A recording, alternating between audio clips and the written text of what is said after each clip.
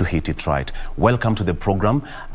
It's a packed show today. We are going to be talking about politics. A lot is happening, and something is happening, and the president is already out of the bag and is out to show us his claws.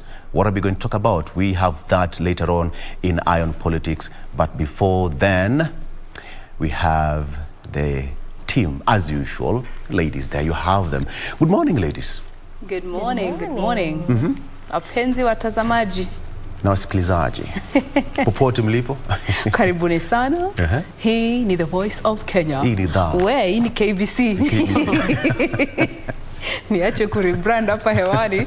Good morning and welcome to the program. As always, we are glad that you have chosen to be with us. I am Jane Romboy, and as rightfully mentioned, today is the 21st day. Next week siku kama hii itakuwa end month.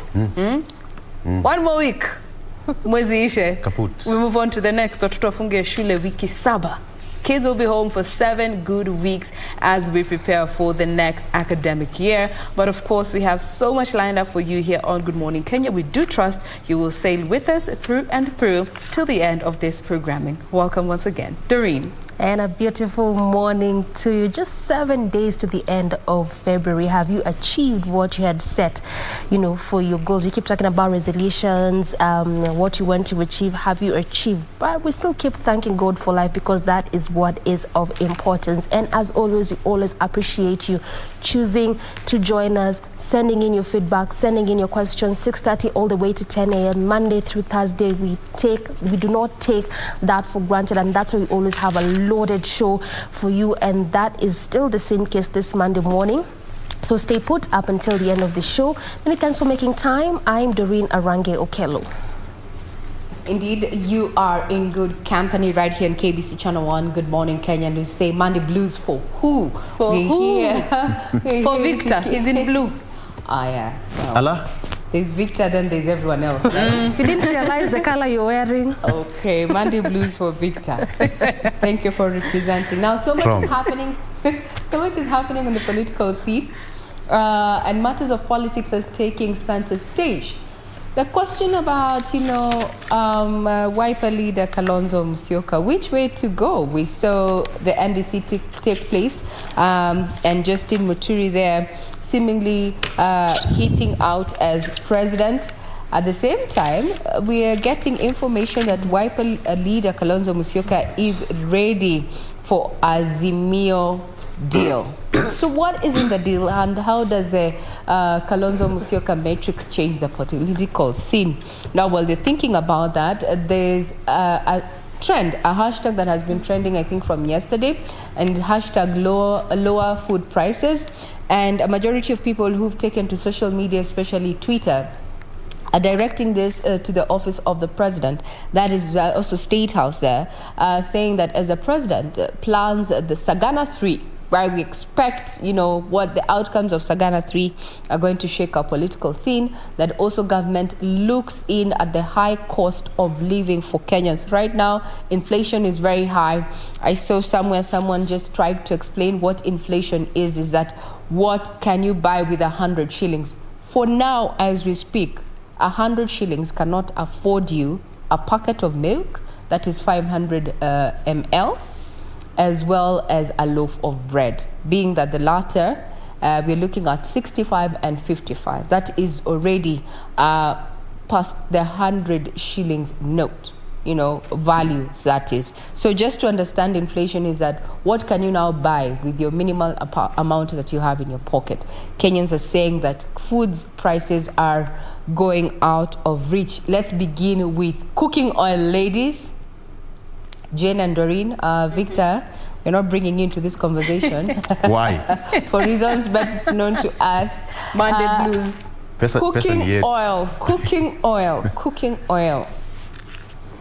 I mean, 5 liters of cooking oil is actually gold at this point if you get into someone's kitchen. And I saw this conversation, I was part of the conversation, I took part in the conversation, and a majority of Kenyans were coming out and say that they're shelving some of the foods that they used to enjoy 2-3 years back. Yes. Because of the high cost of preparing it. And that one of it was fries, or rather what we refer as homemade fries. There's something unique about homemade fries. So a majority of Kenyans are opting to buy fries, and a majority of Kenyans are also opting to buy chapati, as well as a majority of people are opting to now purchase even fish from outside instead of preparing it at home. Why? Because cooking oil is getting out of hand. Remember, we open this platform. These are entirely opinions, but we need your feedback. Tell us where you're watching this particular broadcast from. You can get us on Twitter on our official station handle at KBC Channel 1. I'm on Twitter at Trey Manyara. So keep this conversation going, and just to remind you that further details and stories that we're going to be highlighting for you this morning, they are available on our website, that is www.kbc.co.ke. Without further ado, let's bring you up to speed with stories that have been making headlines in the last 24 hours.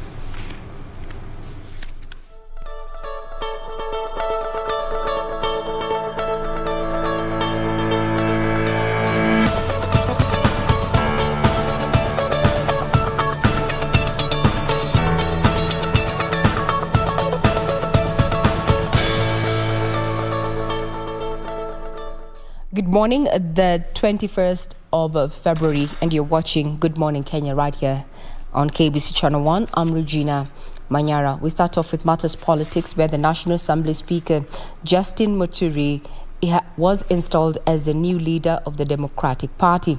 Speaker Muturi, who is also the party's presidential candidate, was installed as the DP party leader in a National Delegates Conference after Joseph Munyao bequeathed the position.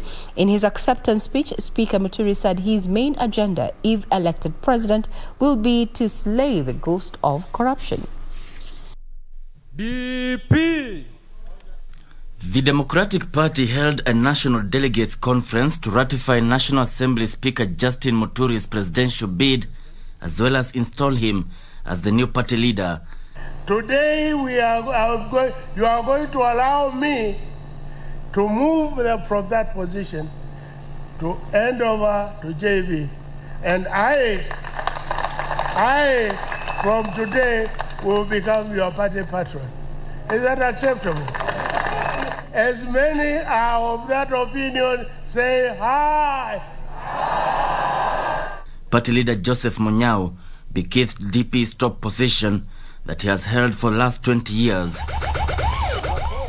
Accepting the new responsibilities, Speaker Muturi termed his bid as a new dawn for Kenya. We have a chance to change the destiny of this country on the 9th of August this year.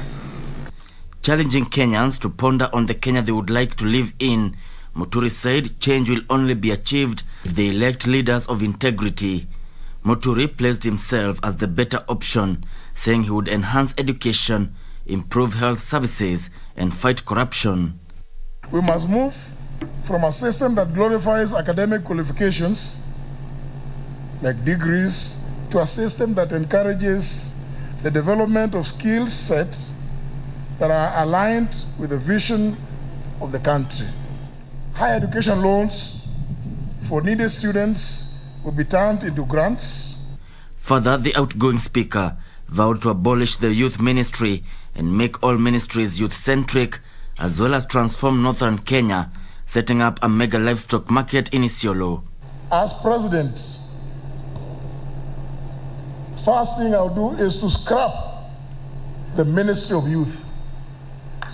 How can the youth, who account for more than 75% of the population, have only one out of 22 ministries? The Democratic Party maintains it will team up with like-minded parties ahead of August polls. Tushangilie Kenya, taifa letu tukufu, Kenya tunayoipenda.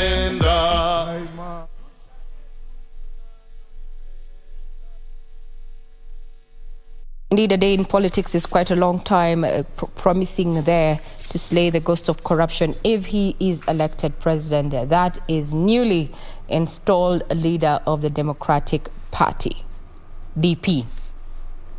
Now, talking about matters politics and keeping in tandem with what is happening in as far as the Azimio campaign is concerned, ODM leader Raila Odinga is pledging to revive the Mombasa Free Port project if elected president. He was speaking at the Tononoka grounds. He said he will elevate the port city of Mombasa to status similar to Dubai. He said this will open up employment opportunities and fast-track Kenya's economic growth. Raila Odinga has spent the weekend wooing the coastal region to buy into the Azimio la Umoja message. On Sunday, the ODM leader and his allies drove into the Tononoka grounds carrying promises of economic prosperity for the region. The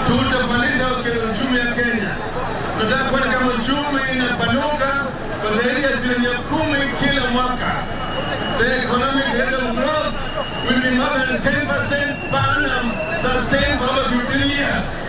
Kenya itakuwa kwenye ukara, tena kwa hali ya utajiri. Inawezekana. Kazi baba amepigania hii nchi sana, sasa ni wakati wake wa kuja kutufanyia kazi akiwa rais wa nchi hii ya Jamhuri ya Kenya. You can never go wrong. You are in very safe hands. The Mombasa Port and Logistics has been at the heart of a political debate in the region over the last 5 years. Mombasa Port itakuwa free port kama Dubai. Sawa. Tulisema hapa Mombasa tunataka special economic zone iweke hapa. Inashenda. Hiyo special economic zone itajengwa kama ile ya Dubai. Ili vijana waweze kupata ajira sawa.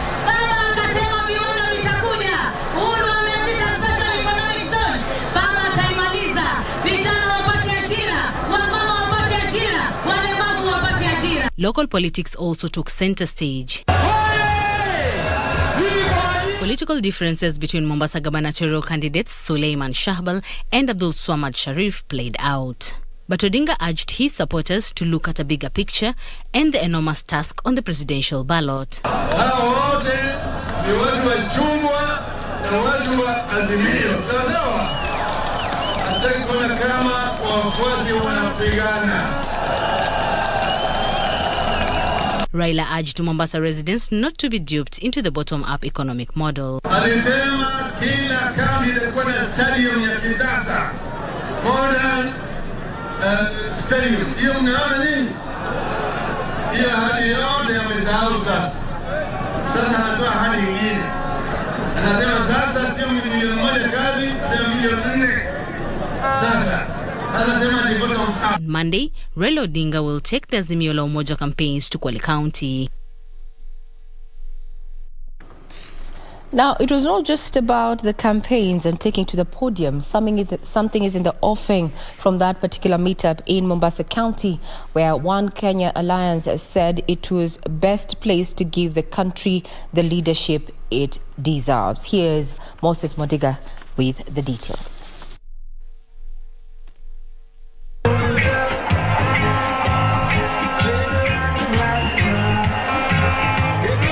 The One Kenya Alliance believes it has the answers to the problems facing the country. Kalonzo Musyoka, Gideon Moi and Martha Karua on Sunday urged residents of Mombasa not to overlook their competence going into the August general elections. Tukichukua serikali, ufisadi Kenya itakuwa jambo la historia. Na wizi wa mali ya umma.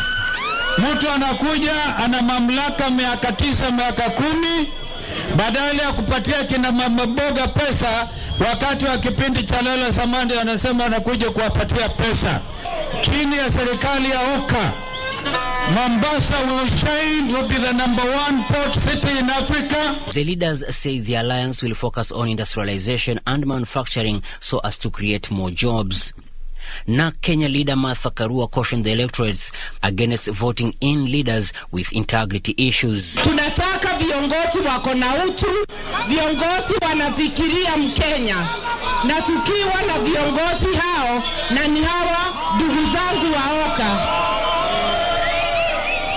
tutaweza kukomboa Mkenya aondoke kwa njaa, aondoke kwa kukosa makao, mtoto wake apate elimu.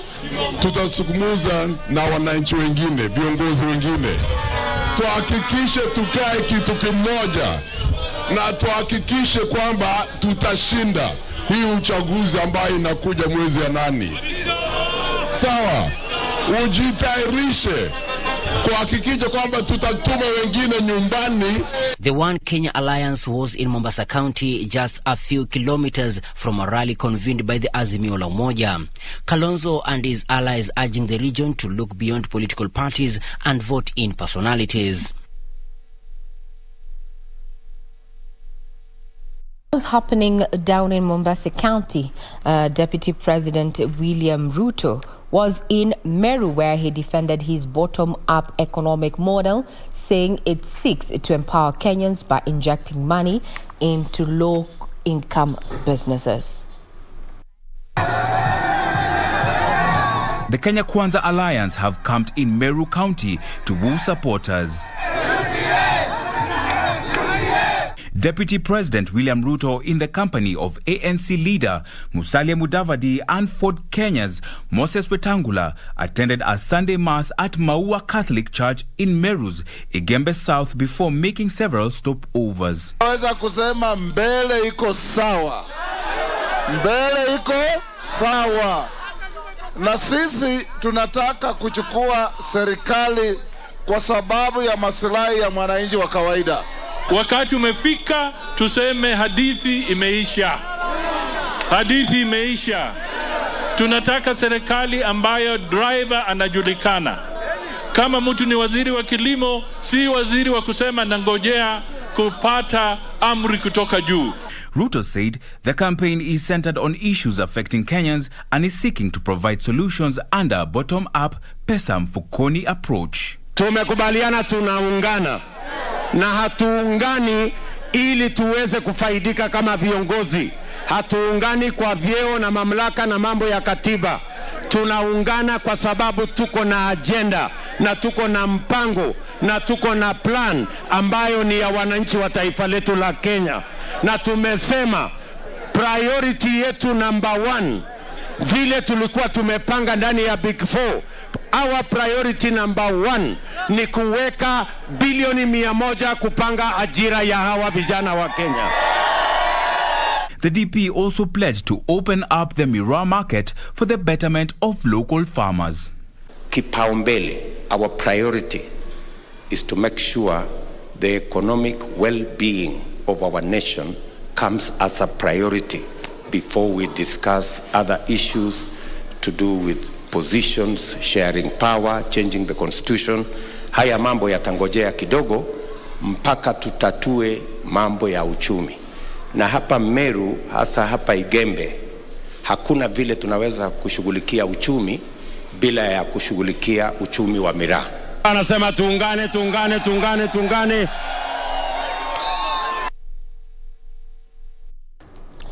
There, the conversation around Miraa. Remember, it's been several years and government has even been promising to inject capital to revive the Miraa sector there after it was banned in as far as exports are concerned, especially to the UK. That was a large consumer of the product. Now, the Kenya Union of Clinical Officers want the government to act swiftly and provide details of the whereabouts of a clinical officer who was abducted in Mandera County on Friday. The officials have condemned the act, asking the government to act swiftly over the matter. On Friday, 3 doctors working at the Fino Sub-County Hospital in Mandera County were abducted by suspected Al-Shabaab militants.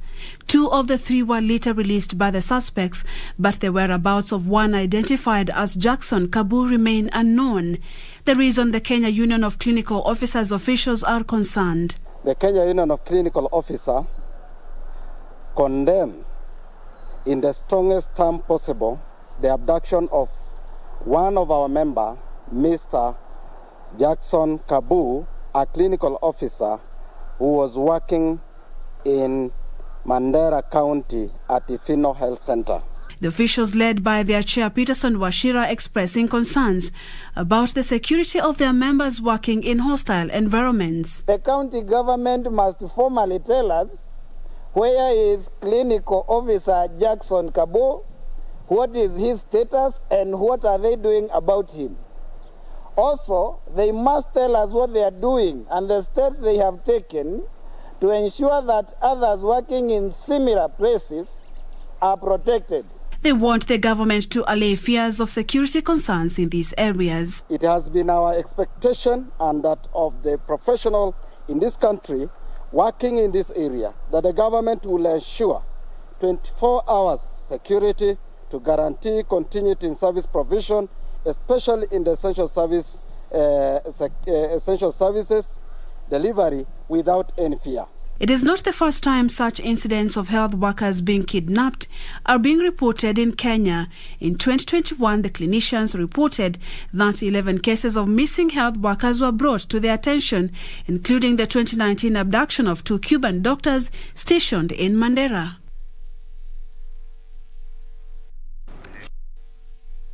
Be keeping tabs on that particular issue. Now, President Uhuru Kenyatta has led Kenyans in condoling with the family and friends of Kenya's High Commissioner to Nigeria, Dr. Wilfred Gisuka Machage, who died on Saturday. Dr. Machage, who represented Korea East in Parliament for 2 terms, collapsed and died at his home in Abuja, Nigeria. The president eulogized the late Machage as a seasoned politician, a consummate diplomat, and a committed public servant who served the country with dedication. While leading the country in mourning the late Dr. Wilfred Machage, the president eulogized Dr. Machage as a selfless person who will be remembered for his contribution in public service, where he served for many years as a medical doctor, politician, cabinet minister, and diplomat. President Uhuru saying, as a politician, Dr. Machage was a relentless advocate of the interest of wananchi, especially Kuria and Migori residents, whom he represented in the National Assembly and Senate, respectively. Deputy President William Ruto has eulogized the late Machage as a distinguished public servant who served with dedication, saying he was wise, progressive, and full of fresh thoughts. Some members in this house condoned. In his condolence message, ODM leader Raila Odinga described Ambassador Machage as a very diligent, passionate, and experienced politician and diplomat who served Kenya with undivided dedication and loyalty in a very important and strategic diplomatic station at the time of his death. Dr. Machage was first elected into Parliament in 2002, representing Kuria East constituency. He was re-elected in 2007 on a Democratic Party ticket. Machage also served as Migori County Senator from 2013 to 2017. Alikuwa anatoa mjadala akiongelea masuala ya Wakuria vile wanafaa kusaidiwa, na pia ni mtu tulimuenzi. Na mpaka sasa hivi tulihuzunika sana kumpoteza, sababu ni kiongozi ambaye tulimjua. Ametusaidia sana haswa kwa upande wa barabara, upande wa stima, na pia upande wa elimu. Ametutoa mbali na ametuweka mbali. Kupitia kwa kiongozi huyu Machage alisababisha sisi kama Wakuria, jamii wa Wakuria, tukajulikana Kenya na nchi zingine ambazo huwa ni nchi jirani. Amekuwa ni kiongozi kama nyota ambaye sisi kama Wakuria tujue tutapata wapi kiongozi kama yule. Dr. Machage was appointed Kenya's High Commissioner to Nigeria by President Uhuru Kenyatta in 2018, from where he was accredited to 12 other countries in Central and West Africa. Machage died at the age of 65. His soul continued resting in peace. Now off to matters security, where a section of learners in Baringa County may not sit for the upcoming national examinations as 17 schools remain closed due to banditry attacks. An estimated 300 learners in insecurity-prone areas within the region have fled their homes. The latest attack took place on Saturday evening, with 80 herds of cattle being stolen. The fate of KCPE and KCSE candidates in Baringo County hangs in the balance. 17 schools remain closed as banditry attacks escalate in the region. Local leaders have raised concern over the state of affairs. Visit Baringo South, visit Elgeyo Marakwet. You will be able to see the suffering of our people, because indeed they don't stay in their homes. Tunasika watu kila siku, hawana chakula, their hopes are actually dashed. Ninataka tu kuuliza waziri wa elimu, kwamba watoto wetu wakienda kufanya mtihani, ajue kwamba hawa watoto hawafanyi mtihani kwa kiwango kimoja pamoja na watoto wengine Kenya hii.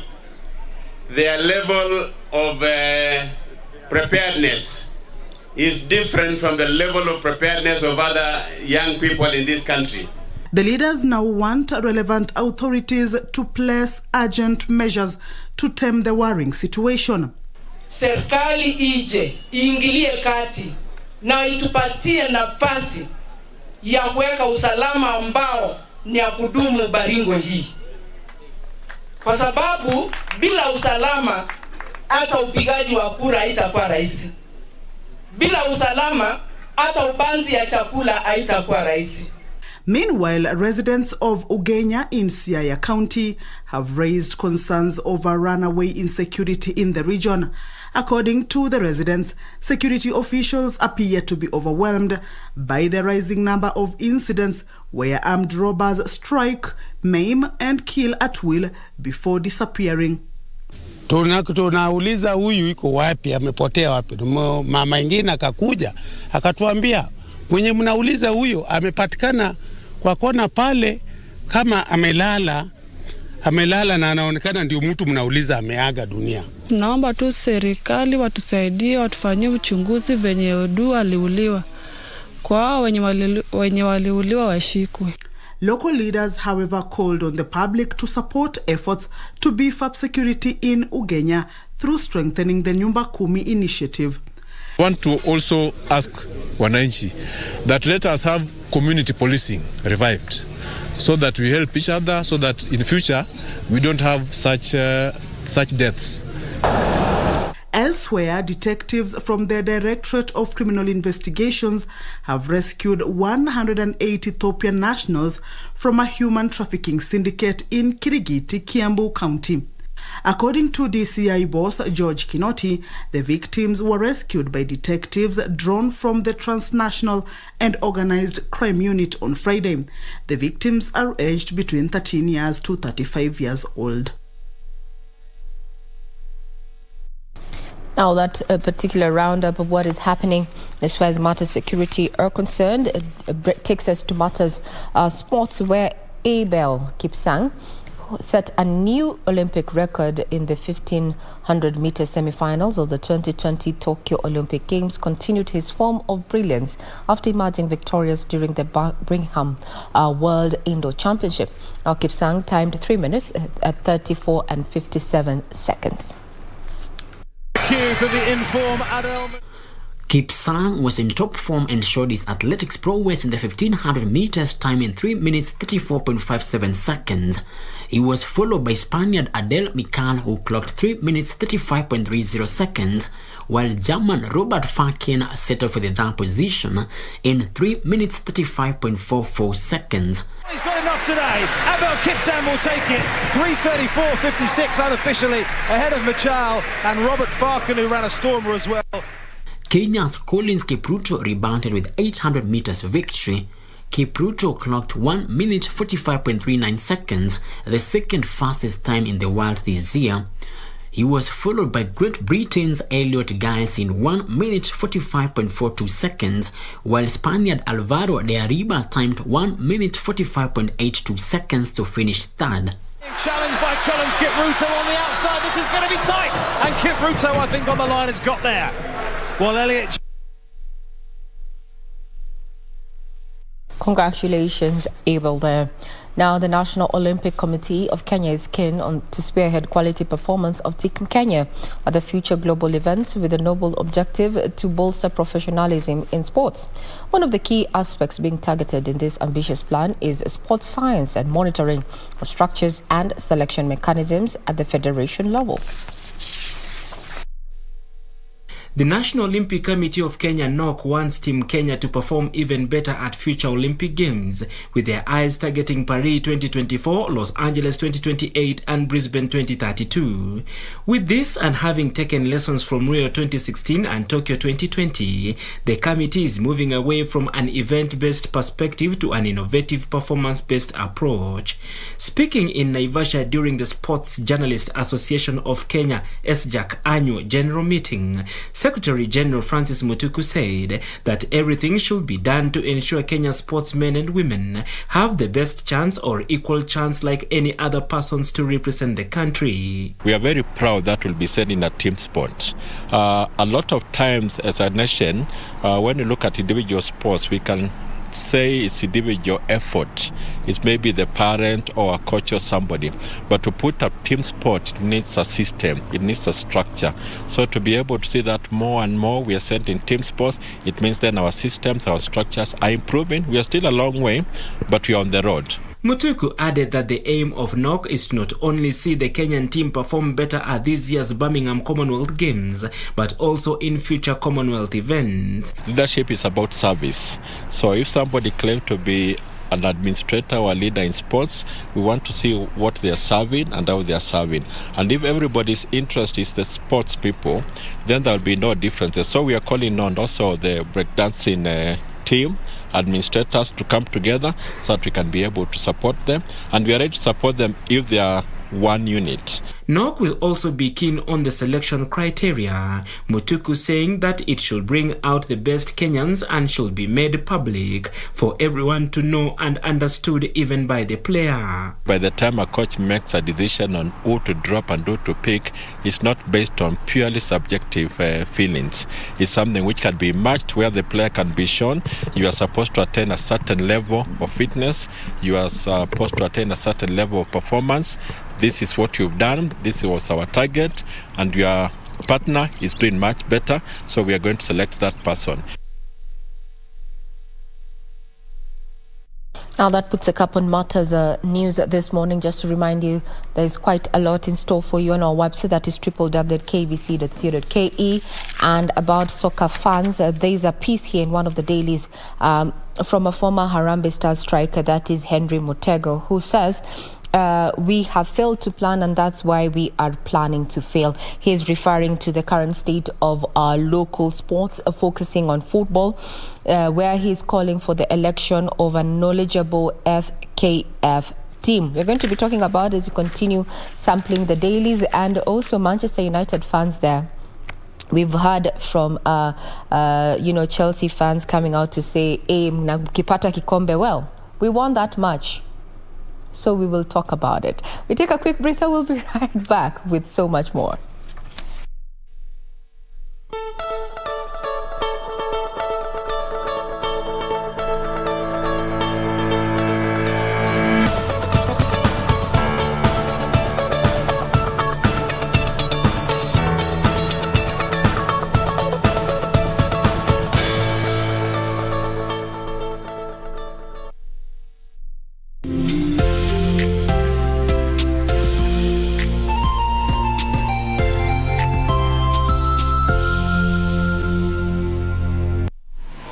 Log on to the KBC website at www.kbc.co.ke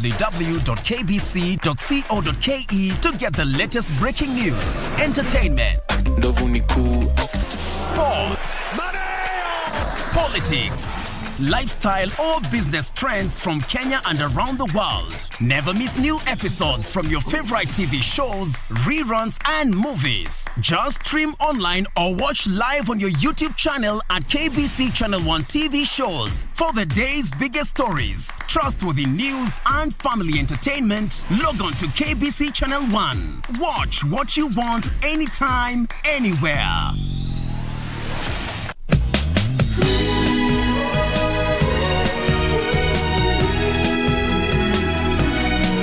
Wait for me in the restaurant, okay? Oh.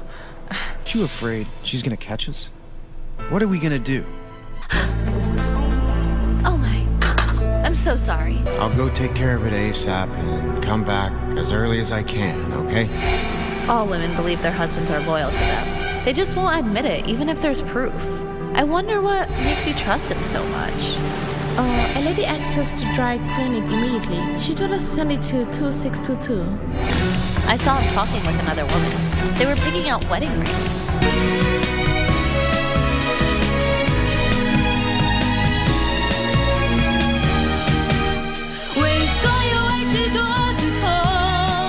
Love, love, love. Love is in there! It's celebrated in all phones worldwide. There is the Kenyan love. Looks like it's Valentine's Day. The children's love. The ladies' love. I swear that I'm dying to feel myself in your arms. The gentleman's love. Love that is comic. No money, no Dramatic. Please don't do this to me. I have to talk to her. Sporty. Breathtaking. Whatever your choice, let it rain this February with love. This is getting better, and best. Only on KBC Channel 1.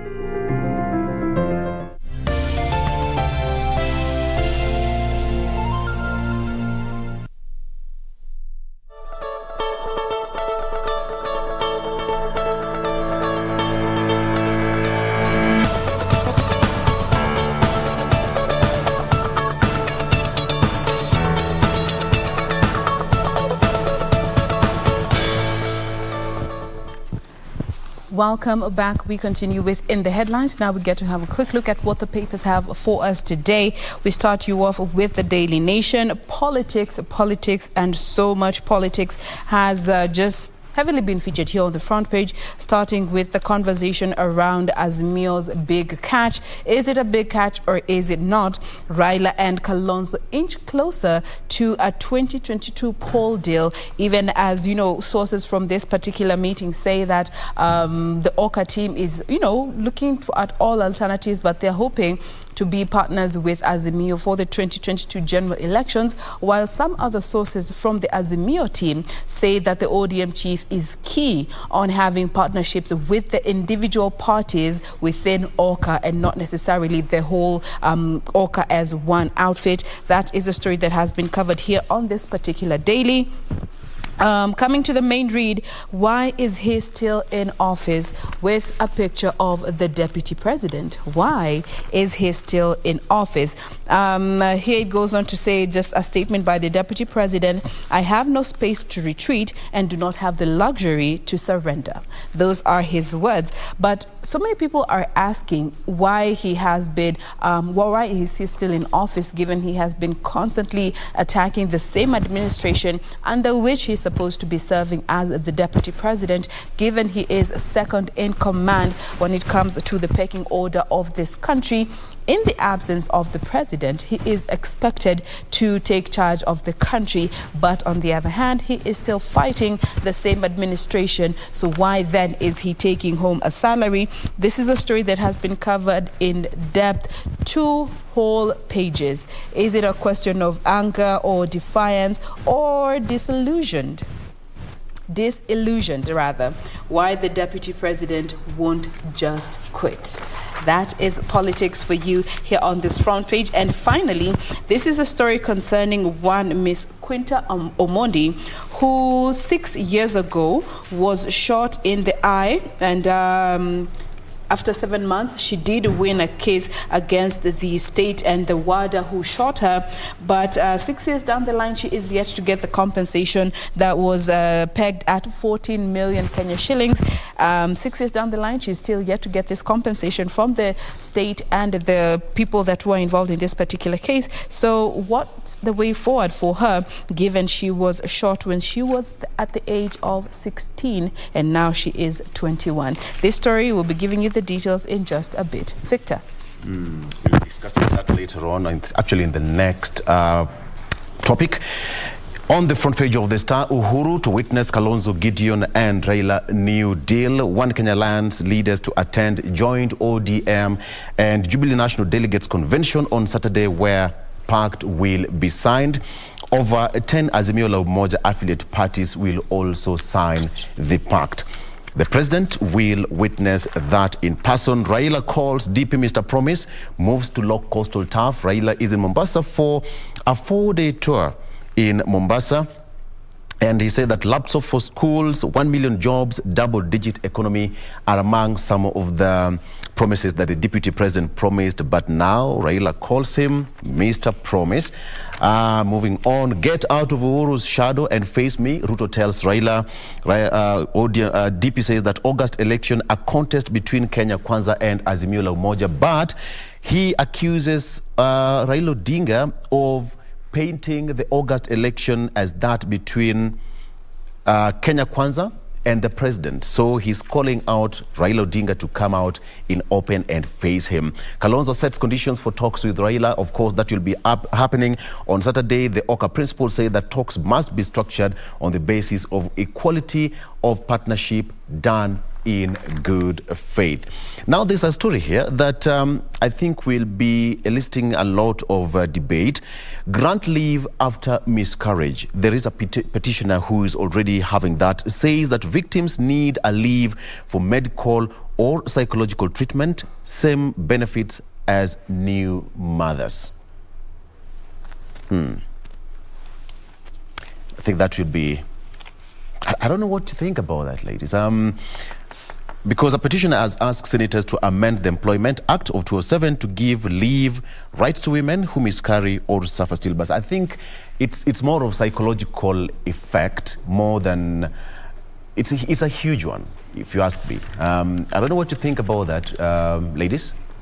It is definitely a big issue. We have seen so many women succumb to postpartum depression. And this is a conversation that I was actually seeing a while back where during the pregnancy, people are caring for you as a mother. Yes. You are given all the assistance that you need. But once you have delivered the child, all the attention shifts from you to the child. Rightfully so, because this child needs all the support. But what happens to that lady?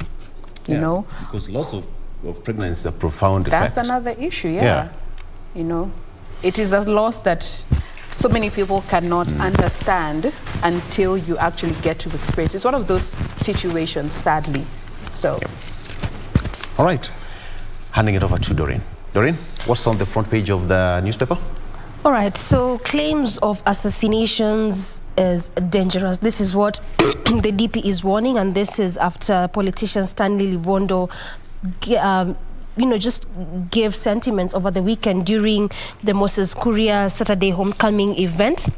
And also part of what Moses Kuria mentioned yesterday is that he distanced himself from those remarks and also asked the DCI to probe into that matter, saying that much as he might have been the convener for that particular meeting or that Thanksgiving ceremony, he is not responsible for what a politician or whatever anyone speaks or says in such kind of an event. So yes, again, also clearly politics taking center stage of this paper this morning. The Justin Muturi declaring his bid for presidency, saying that he will not join either Azimio Kenya Kwanza. The issue of fighting corruption if elected into government, that is what Oka leaders are saying. Just continuing to say that part of what they will also do is restore economy by focusing on industrialization, manufacturing and creation of jobs. And the question still remains, how will they do this? Because the ideas are always there. The question is always in the implementation. And even as that is happening, the Raila Kalonzo breakfast meeting raising speculations. And again, the question that perhaps many are asking is that what exactly was discussed in this breakfast meeting? Is Kalonzo perhaps planning to join Azimio? And if that is the case, what happens to his statement whereby he mentioned that if he supports Raila Odinga for the third time, then perhaps he would be a fool? And this is perhaps why we keep saying all the time that a day in politics is quite a long time. So away from political matters, now women representative in Mombasa urges women to register as voters, saying that women need to take the forefront when it comes to election matters, national issues, as well as politics. And they can only do this if they get registered as voters, because then they get to be part of the decision makers. You know that also this comes at a time when voter registration or listing is still ongoing in various counties at the Huduma centers.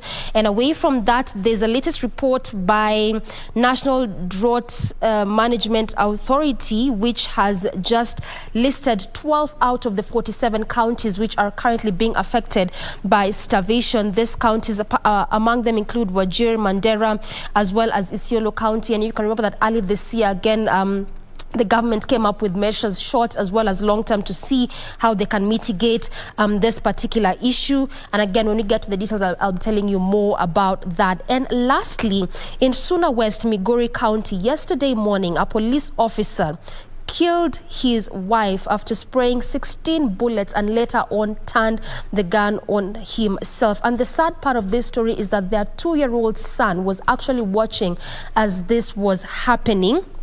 And he just watched the bodies of his parents lying lifeless in the living room. So you can imagine the kind of impact this will have on this 2-year-old son. Details are still being digged out on perhaps what could have led to this incident in Migori County yesterday. Ray. I have a copy of the Standard, and let's just skim through what we have on the front page. Just take homes of what was happening over the weekend. And as far as matters of politics are concerned, we had Azimio down in Mombasa. We had Oka in Mombasa, and there's talk of a deal in the offing between Kalonzo and Raila there. So Wiper leader ready for Azimio deal as Speaker launches bid for Senate House. We're talking about the NDC that took place, that has now installed the Speaker, Justin Muturi, as the presidential candidate under the Democratic Party, DP. Talking about learning, we already, this is going to have this particular year, the education year, or rather the education calendar. We're going to have 4 national examinations taking place. Now, it's all set for 2.1 million learners to sit for KCPE and KCSE.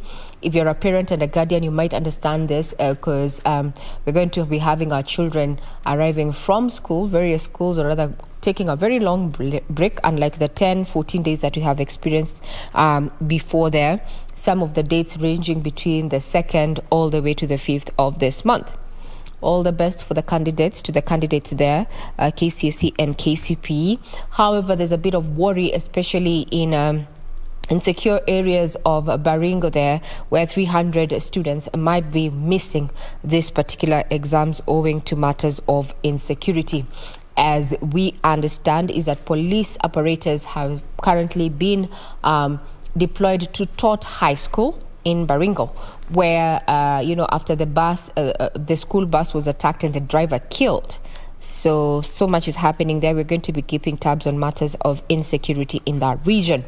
Now, Sagana 3, and I use that loosely because that's what we've been having it on social media, so to speak.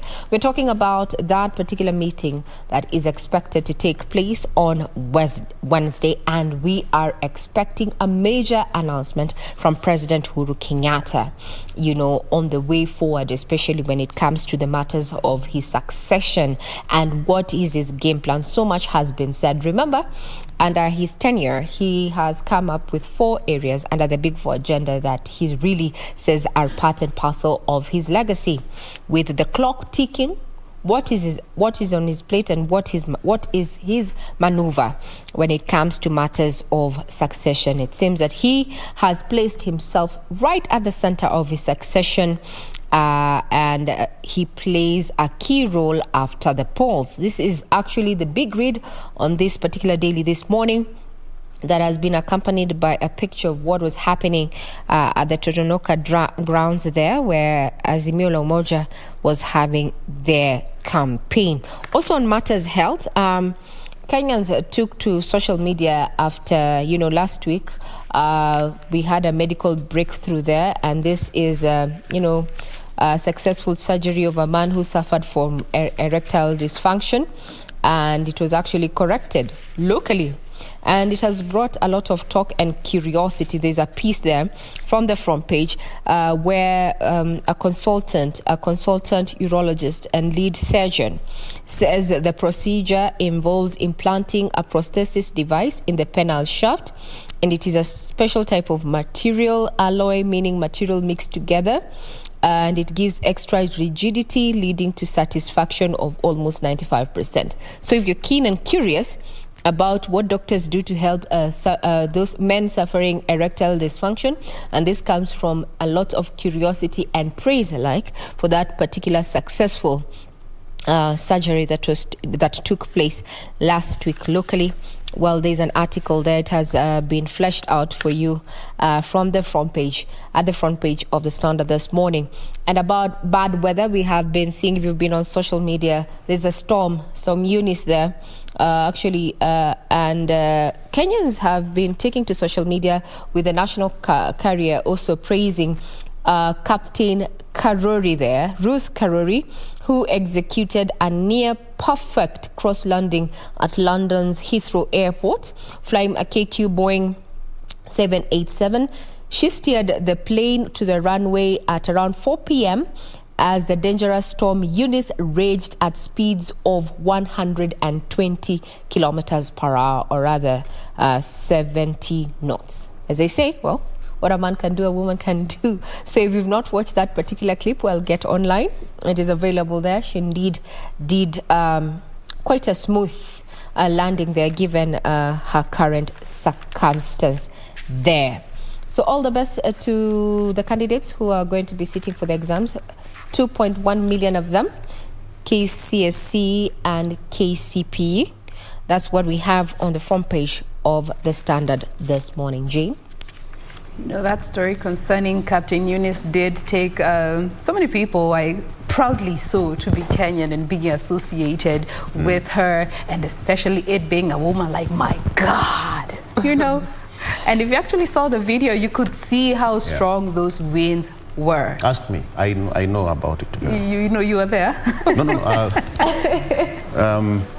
Cross landing is one of the most challenging parts in our career, but we use the simulators perfectly well to help us. Yeah, so it must have been something when you got to experience But that. she did it well. In your other alternative life. Yeah, comrade, you did well. It's the thing that unifies us as Do not Kenyans. take Victor seriously, by the way. No, it was a heavy one, and It was. for those people who know how cross landing is all about, with the wind, actually you feel like you are swaying off the runway. But she did it well. Girl power.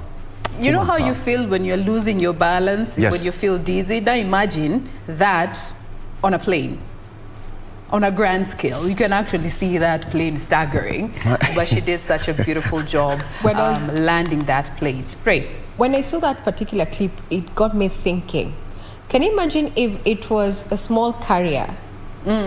I think it would have been blown off the sky.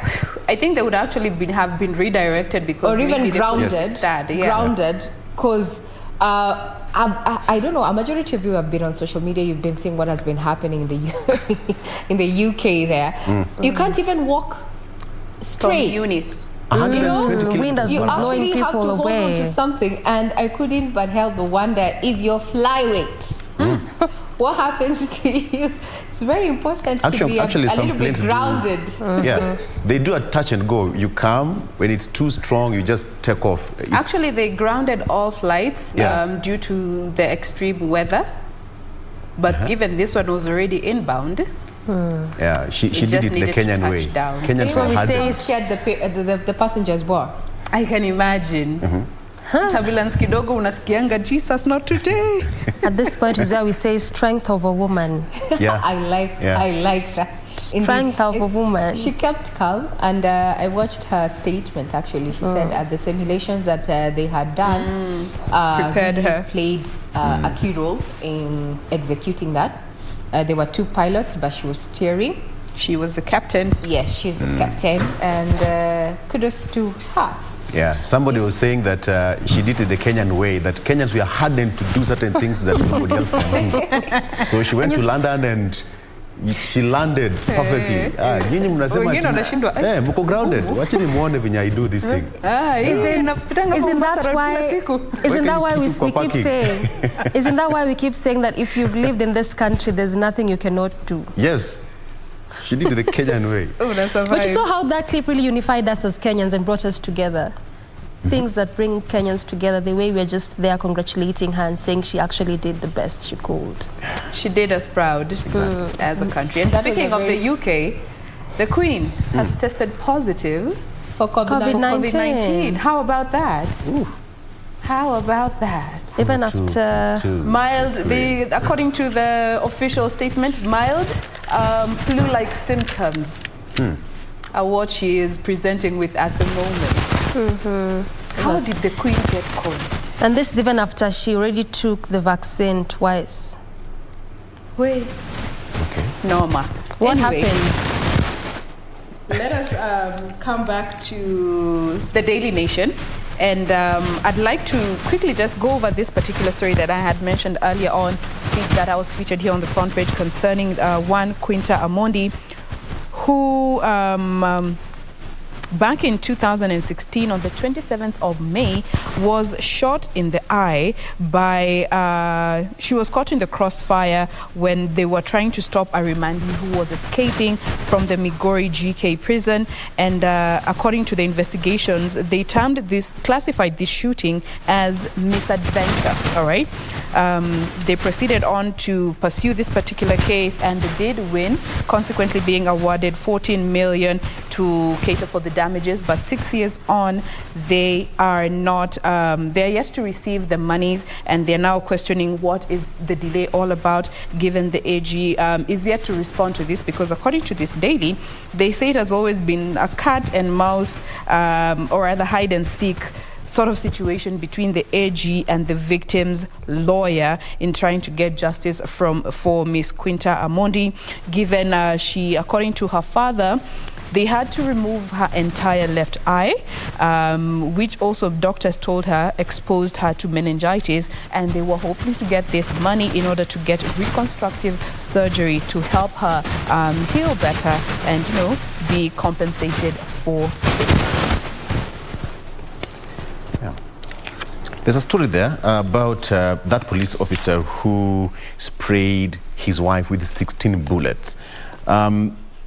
Yes, Doreen touched about it, but let me just bring to your attention, murder-suicide incident happened after officer checked out but did not surrender his firearm. The question is, you shoot someone 16 times. What would elicit such kind of a reaction? 16 times with an AK-47, close range. One bullet is enough to take someone's life. But when you do it 16 times, then it means this is something that probably boiled for a very long time, and this is premeditated murder. Crime of passion. Exactly.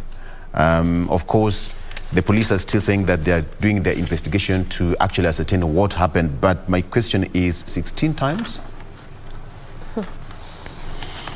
Well, 16 times, quite.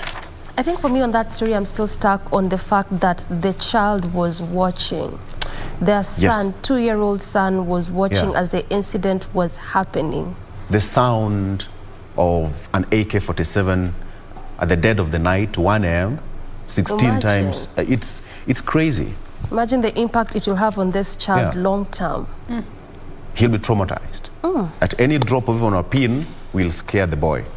Believe you me, it will.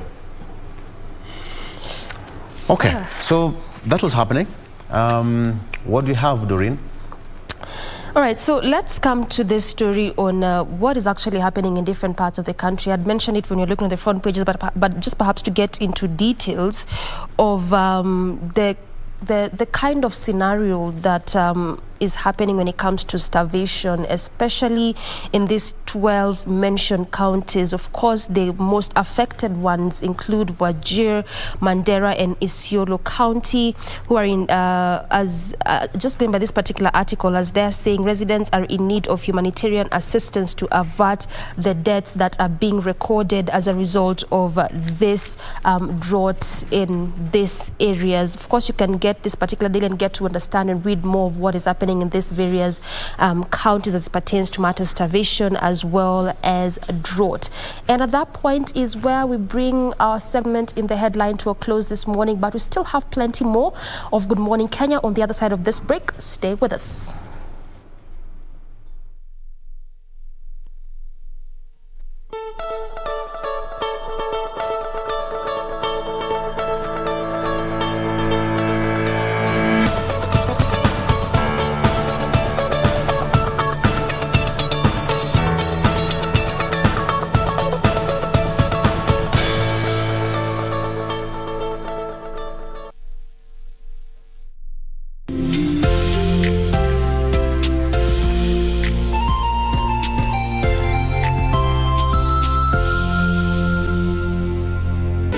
It's a case of emergency.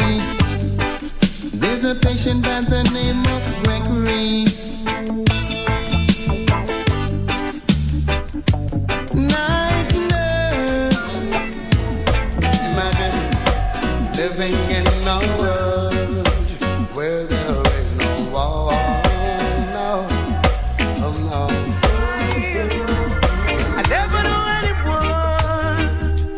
so one of a kind. No, the way she moves to her own beat, she has the qualities. Absolutely, I love you just the way you are, girl. You don't have to change. He wants to look like them girls in the magazine. She got big dreams. She see herself on the big screen. She asks, do you love me? I say you're just right. Absolutely, I love you just the way you are, girl. You don't have to change.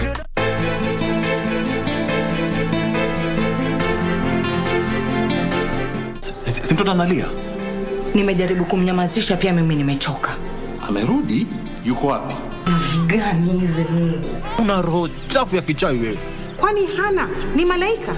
Hana amepelekwa kwa Laban. Mimi naisiketi yuko hai.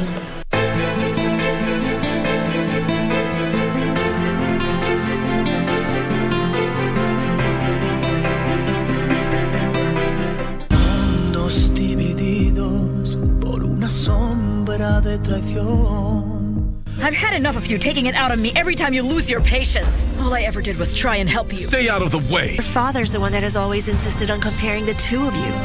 The only thing you can do for Santi is what you've always done. Give him your love. I'm going to remove my son from this low-class facility. I'll take him to the best hospital in Mexico where they have real doctors. Grandma, what's going on? Where am I? If you don't obey me, I have no need to keep on paying your way. Do you want money? That means you'll have to start to work. Lying heart. Fue sembrando el veneno y la ambición.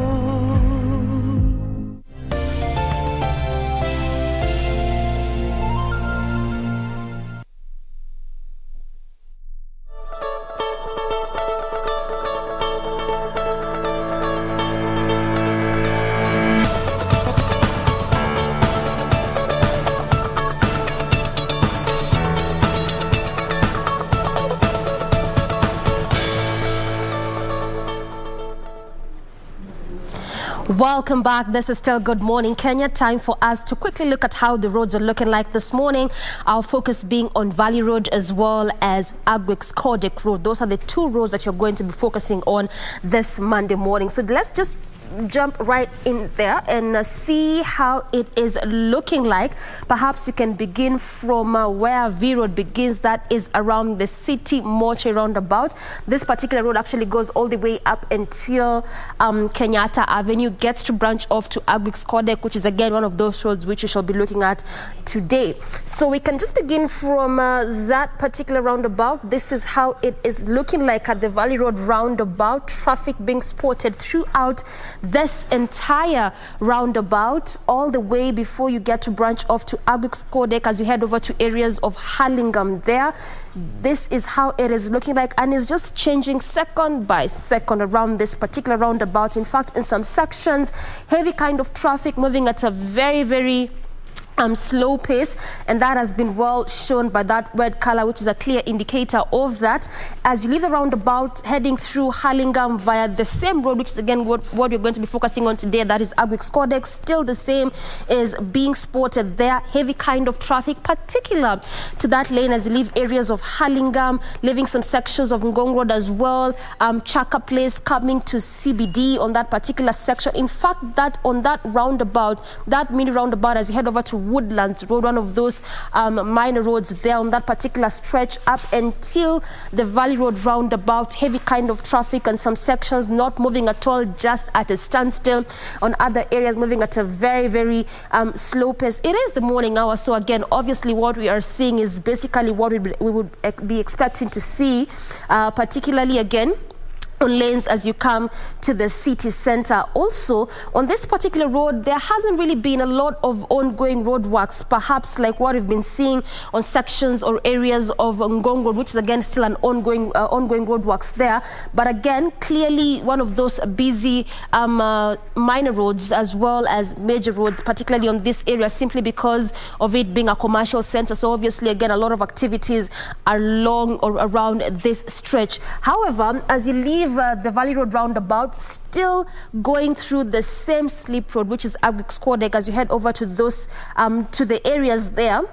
No traffic at all on that section, moving at a swift pace. So again, if you're leaving areas of perhaps Ngong Road, Kenyatta, City Center, that is CBD, Valley Road as well, perhaps if your workstation is around this area, again, this is a good time for you to be heading there. Or if you're heading to these places, again, still a good time for you, because in that particular lane, no traffic at all, moving at a swift pace. That is why that green color is there, which is just showing that. But coming back the roundabout, things are changing a bit. Yes, still traffic is there, but at least it's opening up here and there on subsections. That is why we are seeing that orange color, which just clearly shows that traffic has begun to build up, but at least it's a manageable kind of traffic. But then again, also like what you will be seeing on most of major roundabouts, especially here in the city center, the same is also around the roundabout, whereby traffic police are always stationed up and early to try and see how best they can control traffic. And perhaps this is why we are seeing traffic changing here and there on that section. Away from that, still sticking with Valley Road as you head over to City Center, at least not that bad. Living areas of Daystar as well, not that bad, coming still through Valley Road just before you get to Kenyatta Avenue, moving at a very swift pace. However, where traffic really begins to build up heavy kind of traffic is near the All Saints Cathedral. This is just before you get to City Center, before you get to Kenyatta Avenue roundabout, and this is again specific to that lane that is coming to the CBD. On the other side, as you leave areas of Kenyatta Avenue, living areas of City Center, Haile Selassie, coming through the section of V Road there, on that particular lane, moving at a very swift pace. The other side of Nyerere also not looking bad at all. As you branch off to that section of Ngong Road, next to Kenya National Library, still on that section, heavy kind of traffic around sections of NSSF as well, still heavy kind of traffic. So again, if you're coming to these areas and using these particular stretches, then perhaps you'll just have to make do that heavy kind of traffic on some of those areas. But away from that, as like I mentioned again, is if you're coming to CBD via Valley Road, not really that bad. Just where you really have to make do with that heavy kind of traffic is around sections of All Saints Cathedral there, but still not so bad on most areas around the Valley Road, which is again our focus this Monday morning. That is how it is looking like in terms of traffic on those two major roads.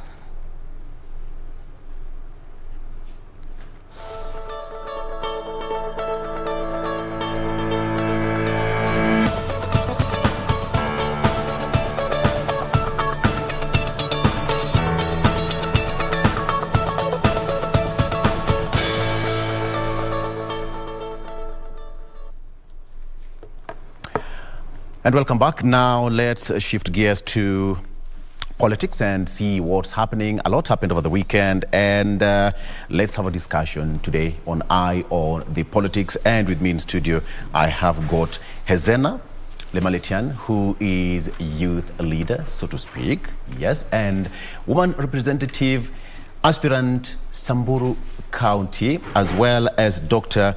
Richard Bosire, who is a lecturer at the University of Nairobi, political science, and as well as political analyst. We are still waiting for Simon Gikuru, who is the party, that is ANC party Secretary General, who will be here with us shortly. But meanwhile, welcome to the program, ladies and gentlemen. Thank you. It's a cold morning here in Nairobi. I don't know which part of Nairobi we come from, but it's been a cold one, so to speak. Karibu to the show. That's cool. Starting with you, Hezena. Yes. A lot happened over the weekend, and one thing is for certain. There's this hashtag, lower the food prices. I don't know where it came from. What do you make of that? Are Kenyans just tired, or we need food prices to be lowered? I think, yeah, I'm one of the victims because Kenyans flooded my timeline, writing the hashtag in anything I post. But I feel like it's, of course, the food prices are high right now, and a lot of Kenyans are suffering. In fact, in Samburu, people are dying of hunger right now. Yeah. And I bet across the entire dry, marginalized counties across the country. But I think also the people who are fueling the hashtag are allied to the deputy president. And I don't know why they should be complaining to us who are not yet in government instead of complaining to their party leader. If there is indeed enough handouts rolling out in the streets, why can the same be translated into supplying of food for the starving majority? Yeah. So it's political. There's nothing more direct to Kenya. There's some truth to it, but it's more of political. Yeah. Yeah. But Dr. if you look at it, why this time? Lower food prices. Why this time? I would say, Victor, Kenyans are stressed. That is a fact. In northern Kenya especially, we have serious food shortages. Yeah. And in a country that is proud, we are proud people as Kenyans, that we are an agricultural country. We are people who are self-reliant, independent, and all these words that convey autonomy and all that. We shouldn't be having such problems in this time in our history. Government should prepare in good time, in advance, to take care of its people, particularly when we're under such distress. So I would say it's real, there is a problem. It's coming now because, again, of politics. And again, it looks like someone is pointing a finger to the state. Yes. But the reality is, I think as a country we have failed. We have failed to be food secure, to be food secure. It's a major issue. I look at manifestos of political parties, everyone talks about food security as a priority for this country. Yeah. But it's not happening. Why? Because I would say for the political interests of actually those people in power. Yeah. And we know when you ask for food security, this is in the public domain. The deputy president spoke the other day about milk to exports to Congo, who have only one cow. A statement that elicited a lot of diplomatic reaction. Yes. Yeah. So we can see that we're thinking of food exports. At the same time, our people are suffering from food shortages. Yeah. Why can't we distribute the food that's within the country more evenly and have everyone have food on the table? The other message that this communicates is that actually people do not have money that can afford food and food for their families. Why? The economy is not doing well. We're still in the COVID season period. We have, the country has suffered, the economy, world economy, even Kenyan economy has suffered from this. So this distress call by the people is real. But then when you make it political, I think then you downplay it. Yeah. It's like nobody should respond. Respond to it politically. It's supposed to be responded to really adequately, and it's time that our leaders played politics that benefit the public.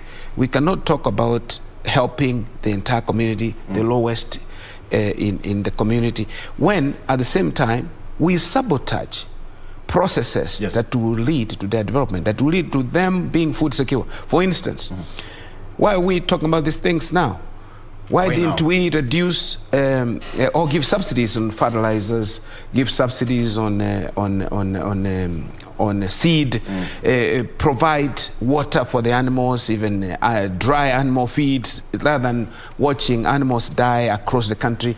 I think our leaders are not serious. We can do it, and we need the leadership that will be able to deliver this. I'm quite interested in knowing, when Kenyans come up with this kind of hashtag, Hezena, what about Samburu, where you come from? Because it's something that's quite recurrent each and every year. The cycle, some arid and semi-arid areas suffer from hunger, But then now, when you look at that hashtag, what does it paint to your locals from those areas in particular?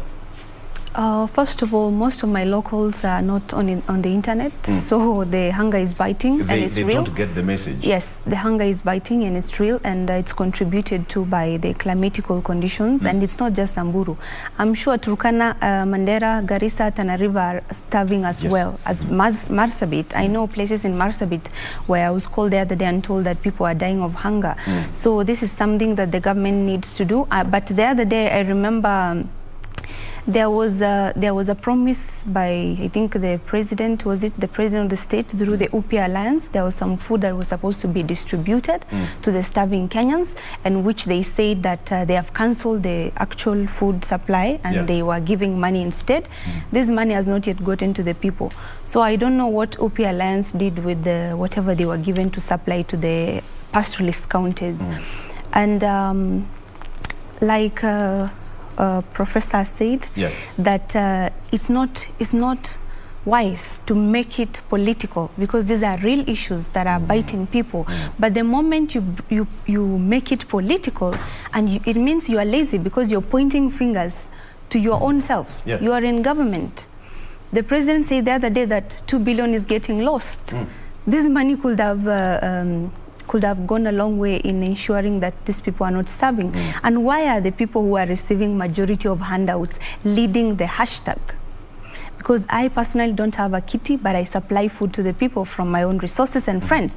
They can do the same as Kenyans. It's a collective responsibility, because when they bring in the political angle to it, then it becomes everyone's responsibility, because you are in government and you're pointing those same fingers to your people in government. And they are blaming Raila Odinga. Raila Odinga is not in government yet. What he's selling is hope. He is selling hope because Kenyans are hopeless. So when you call him, I'm seeing in the papers that you're calling him, someone is calling him Mr. Promise.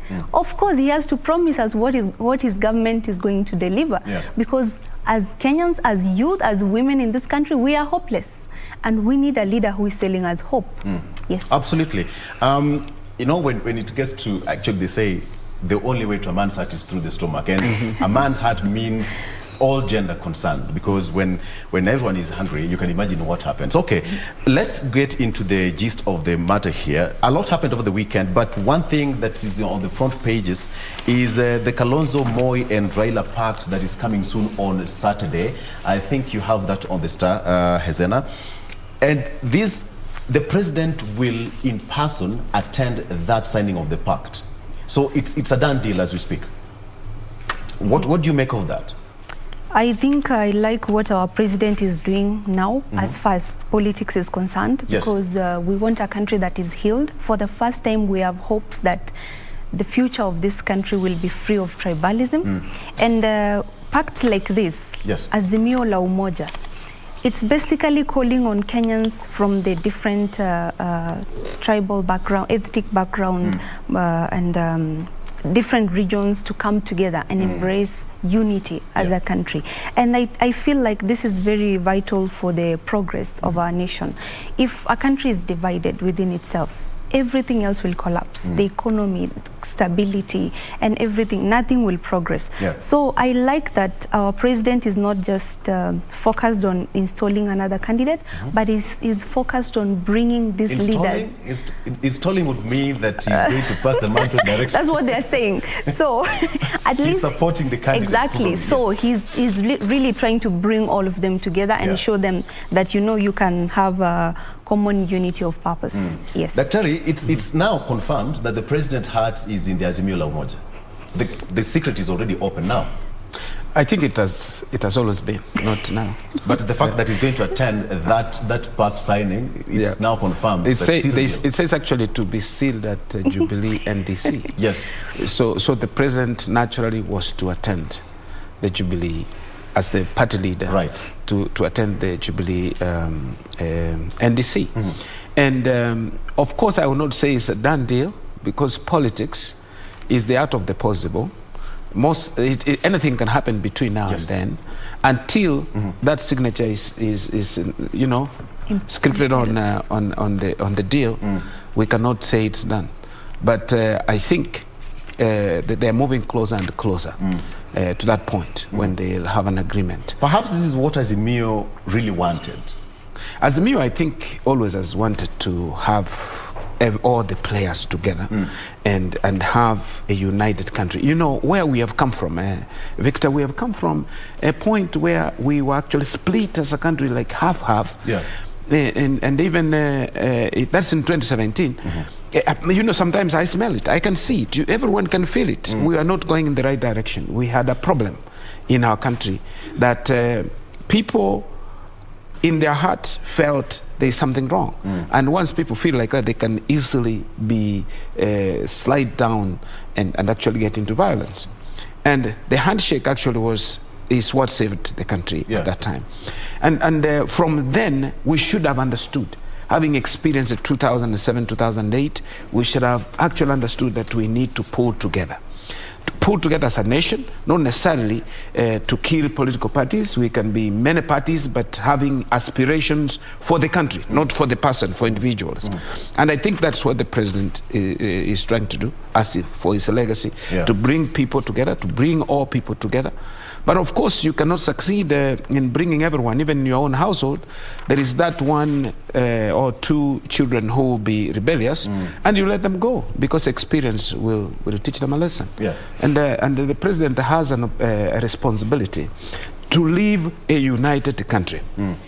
He cannot, or we cannot afford as Kenyans, that during transition like we did in 2007, of course, it was not transition really in 2007, but from 2007, we should not have a divided country. We should not have bloodshed in our country. But as then, when you look at it, people have been talking about the president trying to push Raila Odinga to presidency, the project. And Raila came out and said, you know what, I can never be a project. I have been on the ballot, this is now the 5th time. So, being that the president is going to be present at that particular event, can we still say that Raila Odinga is a project? I think it's very lame for anyone to allege that Raila Odinga is a project. He is an institution. He has played a very vital role in bringing Kenya where it is, in the building of this nation. He has resiliently suffered in the hands of all the political persecution he went through. Like he said in Kasarani, that he has a handkerchief that doesn't leave his hand. When he was raising my hand in Kasarani, I will not forget that he was holding my hand with the hand that had the handkerchief. That was a real-time testimony to me as a young person who was not born when he was going through this. He cannot be a project. If anything, he may be our project as the people in this country, as the women and young people in this country. We will say he is our project.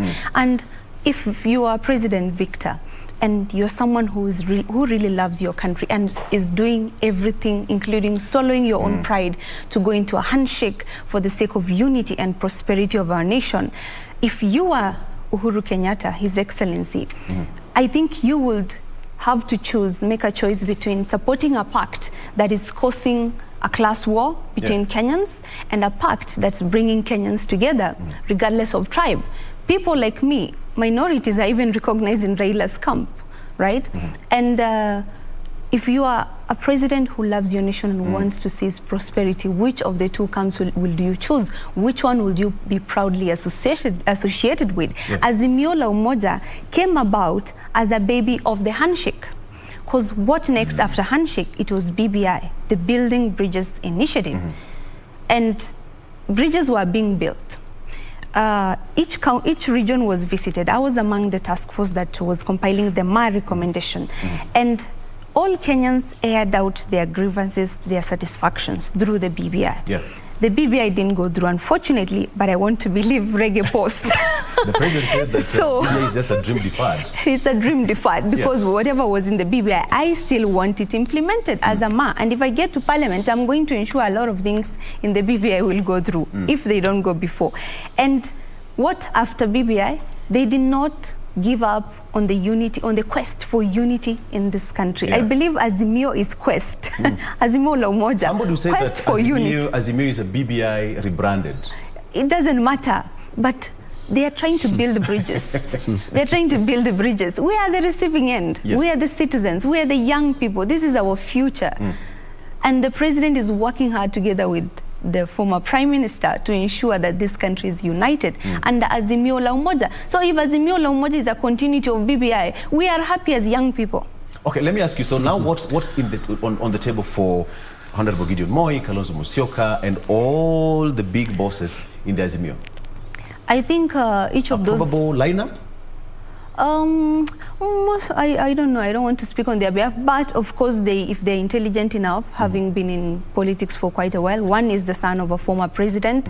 He must have grown up around State House, knowing how have an idea of how a country should be run. The other one has been vice president. Yeah. So these are people who have been interested in how the country will be steered forward, and if they're intelligent enough, they will just sign this pact and join Raila and the president. Yeah. Yes. Dr. I'm still asking that same question because at some point, Kalonzo Musyoka was left with no option once Honorable Mudavadi and Wetangula moved to Kenya Kwanza Alliance. Now, him and Gideon Moi are now trooping to Raila Odinga. Of course, it was just a matter of time.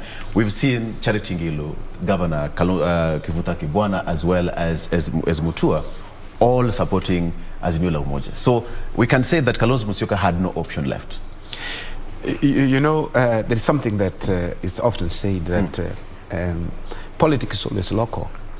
You must play politics at the local level. Yes. So when I saw Ngilu, the three governors from Ukambani, Ngilu, Mutua, and Professor Kibwana, when they came forth and said they're going to support Azimio, then I said, or what I thought I would read from there, is that Kalonzo has no option. Politics being local and regional, if we could say, then Kalonzo has to see what chances he has. Yes. And therefore he has to move to a coalition, and this is a time actually for the coalitions. And soon, I think by 26th of March, we'll have the deadline for joining your political parties of your choice, or even again, if with the new law, joining a coalition party of your choice. So time is of essence. Is perhaps almost barely a month for them to be able to do that. So the winds have been blowing, and I think the direction is political direction is taking is that people have to make decisions, and definitely with the bashing, with the abandonment, if I could call it, by ANC leader Musalia and Ford Kenya, Wetangula. Yes, I think naturally Kalonzo was left with the option, and Gideon Moi, Oka was left with the option. If they were not going to field a presidential candidate, or were not going to run alone, the direction was they would go to Azimio. But Dr. with all this happening, can we now confidently say that there was some sense of mistrust within the Oka from the onset? You see, I think Oka had, of course, when you bring together people who, in politics, you have a coalition, you want to have a coalition, and people's personal interests are perhaps at the top of the menu, then you are likely to see this. Because each one wants to be leader, of course. Ultimately, you say, if I stay here, I might not get anything. So then you run away. And I wish, as my sister here was talking, I wish that this coalition, their shift into Azimio, is not about personal interest, but it's for the interest of the nation, so that we are able then to see that the coalition makes a difference for Kenyans and not for individuals. So I think we should swallow our pride. I would say we should actually have the public interest, the national interest of this country first, and then individual second. Yes. If we played that kind of politics, then I think Kenya would go far. But all the time when we reach the electioneering period, we have a problem, because most people are actually selling themselves. That is about politics. But then what is in the offing for Kenyans? Yeah. And I wish that this coalition they're going to make will have an agenda for Kenya, not an agenda for sharing leadership. Because we you know, there's been this talk that the BBI's aim was to distribute positions to as many top Kenyans as possible. But it should be that the effort that has been made from 2018, together with the handshake, was about Kenya and not about individuals. Zena is here. She was part of the task force, and she'll tell us whether it was meant for that. I don't know. Was that the purpose for the BBI? As far as I know, with the MAR recommendation, which I helped compile, these were real issues affecting people, like land injustices, historical land injustices. We had resource distribution. We had something similar to one county, one product. That was our recommendation, you know, to make sure that the MAR counties go into industry, have some industries allocated to them, and maybe in leather and milk and things related to our lifestyle, you know, and meat. And we were recommending creation of abattoirs in our county, in our respective 5 MAR counties. So there was nowhere we mentioned about resource sharing, power sharing. We only wanted an inclusive government where no Kenyan feels left out. And like Professor said, what people want, people want selfless leaders who move from their own selfish interest and focus on the interest of the people and the interest of the future of this nation, the immediate and the immediate future. And there is no one that has demonstrated that humility, that swallowing of pride, more than the president and Raila Odinga, because they went and swallowed their pride and did a handshake. How many Kenyans there who are upset and angry at each other can actually swallow their pride and at least for once follow a good example set by these two principles? Absolutely. Allow me to take you back to what Kalonzo said yesterday. All of them are still in Mombasa. They had a rally there, but he said that the talks must be done in a structured way.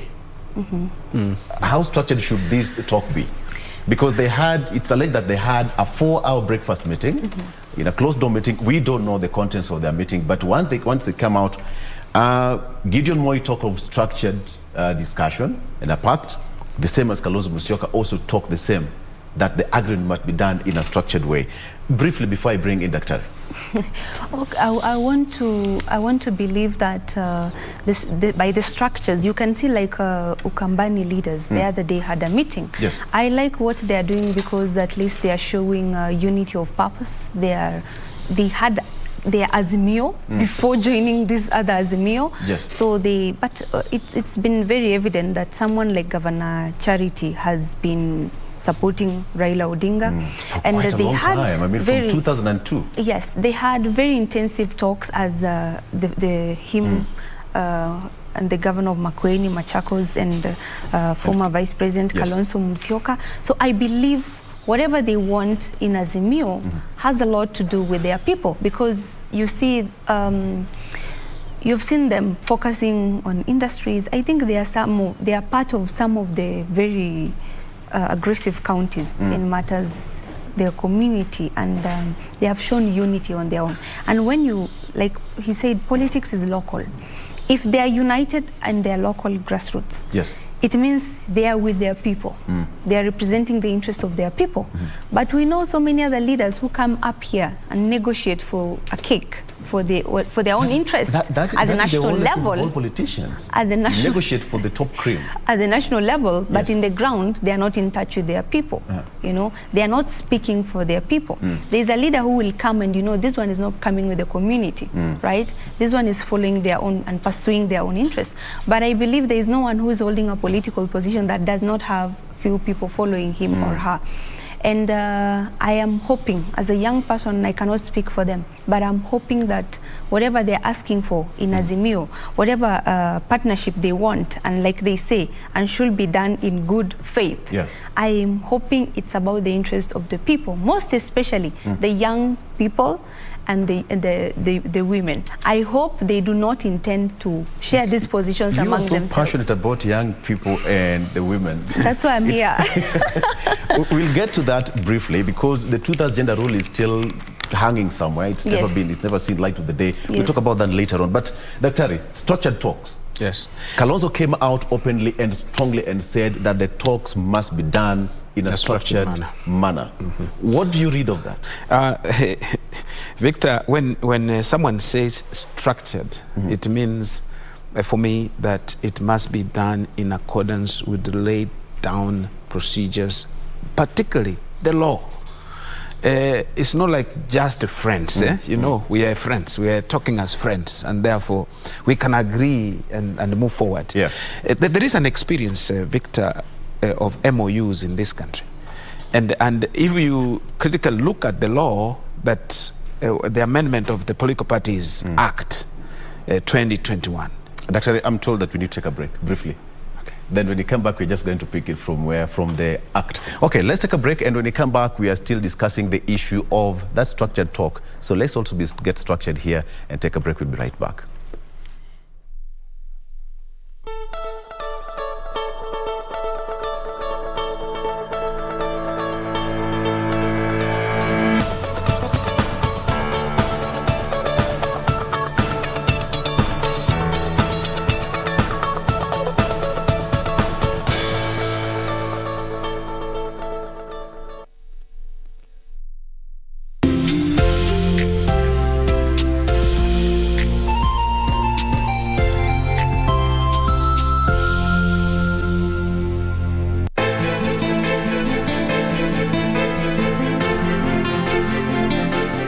Si mtoto analia? Nimejaribu kumnyamazisha, pia mimi nimechoka. Amerudi? Yuko wapi? Gani hizi Mungu? Una roho chafu ya kichawi wewe. Kwani Hana ni malaika? Hana amepelekwa kwa Laban. Mimi naisiketi yuko hai.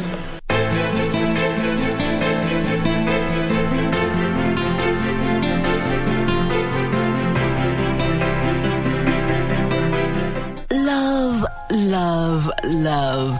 Love is in the air. It's celebrated in all phones worldwide.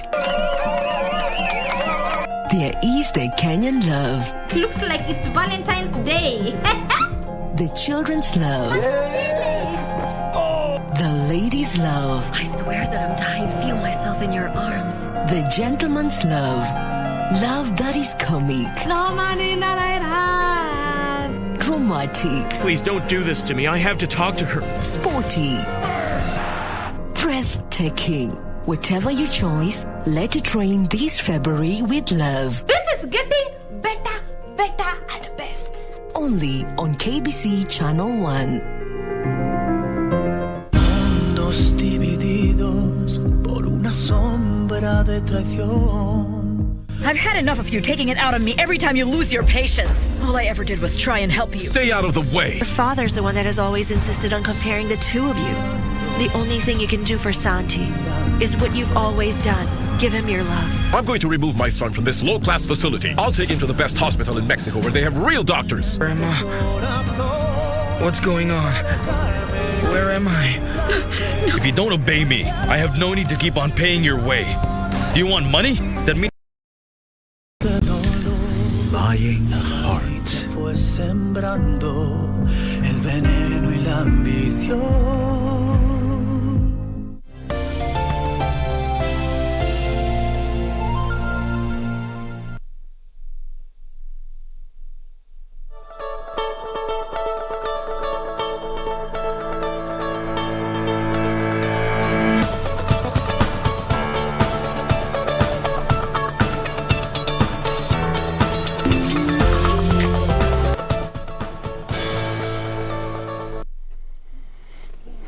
And welcome back.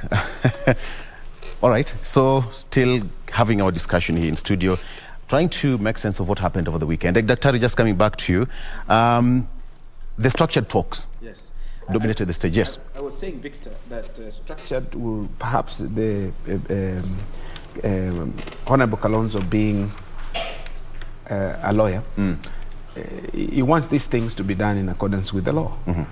And the new political, or not the new, but the amended Political Parties Act require that there is a structured way coalition should be built. Yes. And I think that's what he's referring to, that they must negotiate either between party and party or coalition and coalition and agree, and then they put down their signatures on a piece of paper that actually will be deposited with the registrar of political parties. That is what the law says. Yes. So he wants something structured of that nature, not like we are friends, you know. I've had some coalitions, people have moved to some other coalitions who say that we are just friends. It's very dangerous for someone to say that we're just friends. Yes. It must be in accordance with the law. That's when you are protected. And in fact, the amendments that were done in 2021 Political Parties Act were supposed to take care of the shortfalls of our MOUs in the past. Remember 2002, we had MOUs that actually did not work between in the NAC, the huge NAC coalition.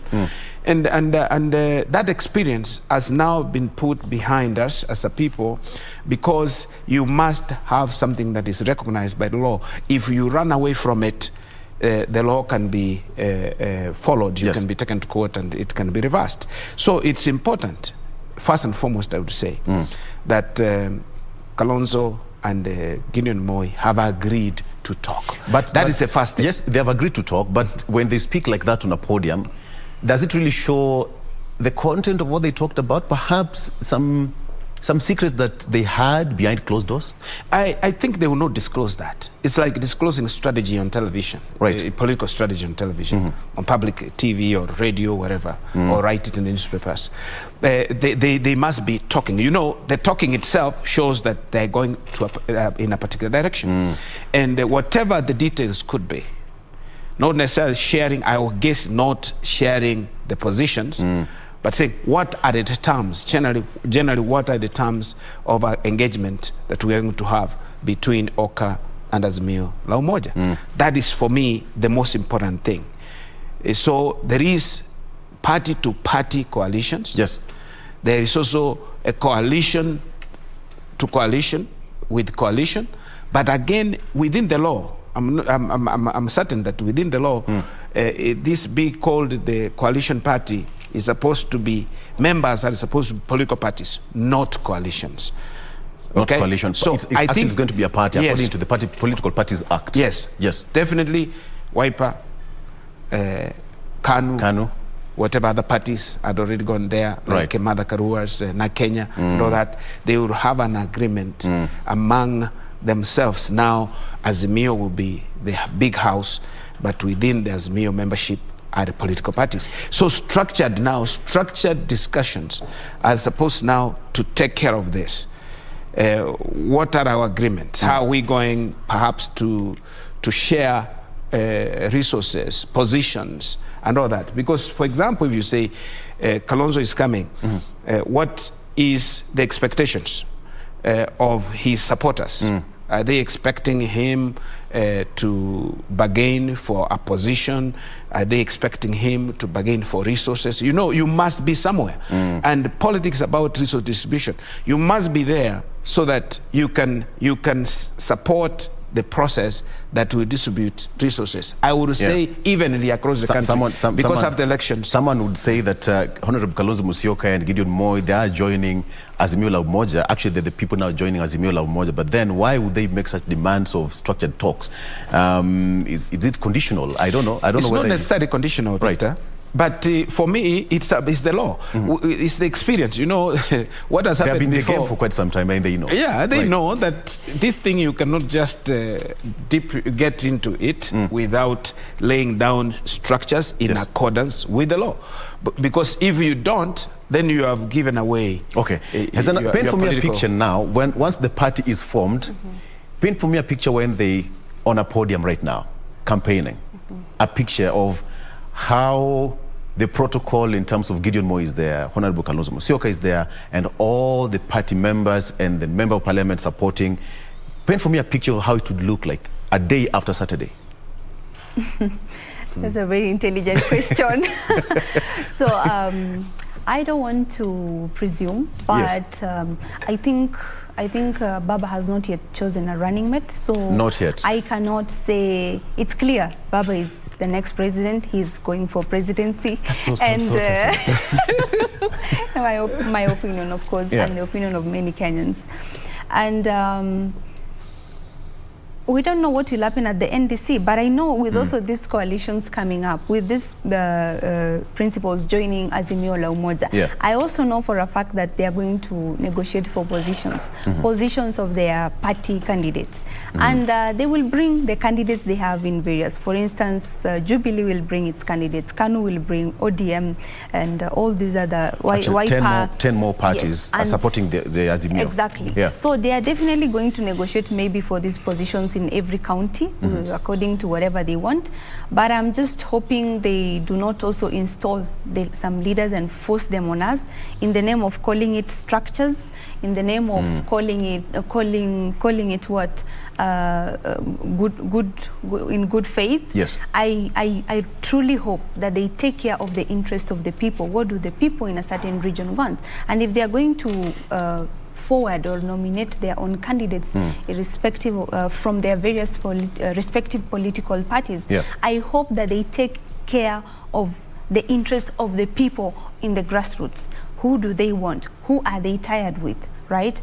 But in terms of protocol after the NDC, I don't know. I don't want to speculate, but all of them are leaders we respect. But we know, of course, we are under the guidance of His Excellency Uhuru Kenyatta and Raila Odinga, the fifth. You're so mean with your word. I know you're trying to hide so many cards behind the carpet, but it's okay. Daktari can open it because... He's not running for office. No. What do you see after NDC? What Saturday, I see, when you have a rally on Sunday? What I see is coming out strongly. Yes. I'm sure at that podium, they will come out strongly against the DP. And they will come strongly for the unity of the country. But regarding protocol, protocol is, I don't think it's a serious issue in the campaigns. It could be serious issues in official functions, like we saw in the past. Who is the Prime Minister? Protocol in terms of color and, colors flamboyance that colors should be mixed. And, and because the nature of coalitions that we have now is every party comes in with their own, every party. It's a coalition of parties. So you'll see a multiplicity of colors, perhaps 10 different colors in the meeting. That is in the rally, during the rally. But I'm certain that all those principles, if I may call, will have a chance to speak, and they will speak about one issue, I think mostly likely uniting the country and one presidential candidate. Those are the things that are going to vibrate in our media more often, because they have agreed on one candidate. They cannot go into local politics to say who is going to be MP, who's going to have a governor, senator, and all that. That actually, again, is where the battleground will be sooner or later. Yes. Because during the nominations. Right. Because finally, definitely we'll have candidates from each of these parties running against each other. They were talking about zoning. I don't know if zoning will work. It might not work. Azena said something that they should not pick people that they prefer. But that would come. I don't know what she feels about that, because it comes from the nomination. It's the processes we've talked about this before. The direct nomination, universal suffrage. It's possible. It's possible, right? Direct nominations are possible. But then where there is no contestation, I would believe that where there is no contestation, where there is contestation and the contestants are members of the same political parties, give them a chance to go through nominations as provided in the law, and let the most popular candidate win, because you are sure the same candidate, if the party has a following on the ground, would actually win at the end in August 9th. Yes. So, but that is where the politics will be. I think what they're trying to shape up at the moment is up there, presidential candidate, and the interest of the party or the parties being taken care of within the coalition. Because when you look at even the colors at the Azimio rallies, they've put aside their party colors, the orange color they usually don. We have got different parties. One uniform they don't right now, is it a blue? Men are colorblind. Yeah, blue. It is blue. But I think they announced that the official colors for the now Azimio movement will be announced. That's what they said. After this, all these new guests we are expecting come in, we are expecting new colors and a new face of partners, Azimio. not guests. Partners. For now, they are guests. Once they settle in, we are partners. And yeah, like, was I supposed to say about nominations? Exactly, yes. Yeah. So, because it's a problem that most people are facing right now. Yes. And even the contestants, that is the biggest fear, including you. Exactly, because I do not expect to be denied a party ticket against a 63-year-old who has been in power for 15 years and has never done anything remarkable for my people. And these are the things that I want the coalition leaders to be very, very keen about. I am just coming from a training through IRI, where we've been trained for almost 6 months on leadership. And we get to interact as young people from all political parties, including even UDA. And our problems are common. Every young person in this country feels like they are neglected, they are marginalized, and especially the young women, because in a lot of cases, they will be denied party tickets on the grounds of age. Even when you know this person has fresh ideas, has the energy to transform where they come from, and are already working to ensure that they transform the lives of the people. But what are we facing? Threats that, oh, they will come into the coalition with money, they will buy the tickets, so then what is changing, right? And these are things we don't expect to continue as young women and youth in this country. And what I was saying earlier on, it's okay, they can put their preferred candidates, but they should make sure that these candidates they are promoting for the ticket should be people who are helping the community. Let them rise above the local politics now, because they are the principals. Whatever positions they will occupy, whoever will be running mate or what, let them rise above this and put the interests of the nation first. And to put the interests of the nation first, you have to take care of the interests of every person at the grassroots. What do people want? Who have been the dormant leaders, who have money and want to continue reigning in power until they die on those seats? So which one would you go for then, in terms of nomination? Which process would you prefer? I prefer free and fair nomination, and universal suffrage. And they make sure that all the people who have money should not buy the tickets, because how can you be rich? There is no business that is known. You are not a billionaire. We don't know any business in your name. You are not in the manufacturing sector. You are just existing. And you've been in power for 10 to 15 years, so many of them. You suddenly get rich and your people are starving. No water, no food, no roads, nothing in Samburu. And you want still to go and face the people? I'm glad, because I saw one leader was chased the other day in Samburu by the youth. Which process of nomination would work best in Samburu? In Samburu, I just think free and fair. As long as they do not bribe to get the ticket, the free and fair nomination should be fine. Okay. Yes. Let the people decide who they want. Let the people decide who they want. Yes. That's the call for every politician and actually every contestant. Yes. Democracy. Yes. But Dr. You know, when you see Honorable Kalonzo Musyoka and all of them coming together, as we finish this one, you'd expect all the political parties to come with their candidates, preferred candidates. So you'd expect in Ukambani, Kalonzo Musyoka will have to look around and see that particular area suits such a person. But how is it going to be in terms of distributing the top cream up there? Are we likely to see some kind of push and pull? Actually, I mentioned something that in politics, you can't be given anything on a silver platter. So you have to push and pull. Work for it. It's normal. You have to work for it. There are people who work so hard for their parties, but ultimately they don't get positions. They don't get appointments.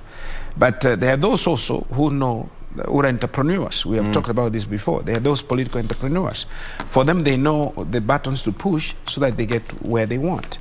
But most importantly, I think Wiper has a substantial following in Lower Eastern. And for that reason, then he sees he has people on the ground. It's also a fact that UDA is penetrated in some parts of the Lower Eastern. Yeah. So he'll also have to work hard to reverse the gains by UDA in that area. Yeah. But at the top I know, even when we get to the political party itself, they will say, let our principal represent us at a particular level. And that is given, it's normal in politics. And then the principal also now protects the interests of his party and its members. I want to mention something regarding the ageism that you know, we have tribalism and others. I know what she's talking about. Ageism is a special disease. She's promoting. You know, it's as bad as tribalism. You know. So this is now ageism. Ageism. There's nothing wrong having a 63-year-old senator or of course, I know what she means. But merit. What should go in this country and we should embrace is merit. Who is the best leader? The best leader in a particular community. So we are looking at the characteristic traits of leaders and sell yourself to the public so that at the end of it, they will nominate you.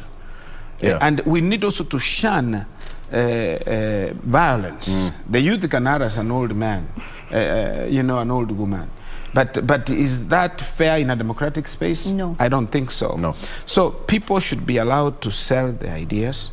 If leaders have failed, the community knows, the electorate knows, and they will be rejected outright. So that young people who come on to leadership have come on to leadership on the basis of merit. Yes. Not on the basis of age, on the basis of this. And even mobilization. In fact, I should help to tell my younger sister here that the youth are not, you know, a block of votes as youth. They are not. There are other factors that count when one is making a decision for who to vote for. Not that he will vote for you because they are youth, that all youth. I've seen youth who are supporting older generation people than the younger ones. Why? Because they for some reason, there is ethnicity, there is clanism, also clan politics. You know, there is also the money issue. Some people say they are voting for whoever give them 200 bob. Unfortunately, yeah.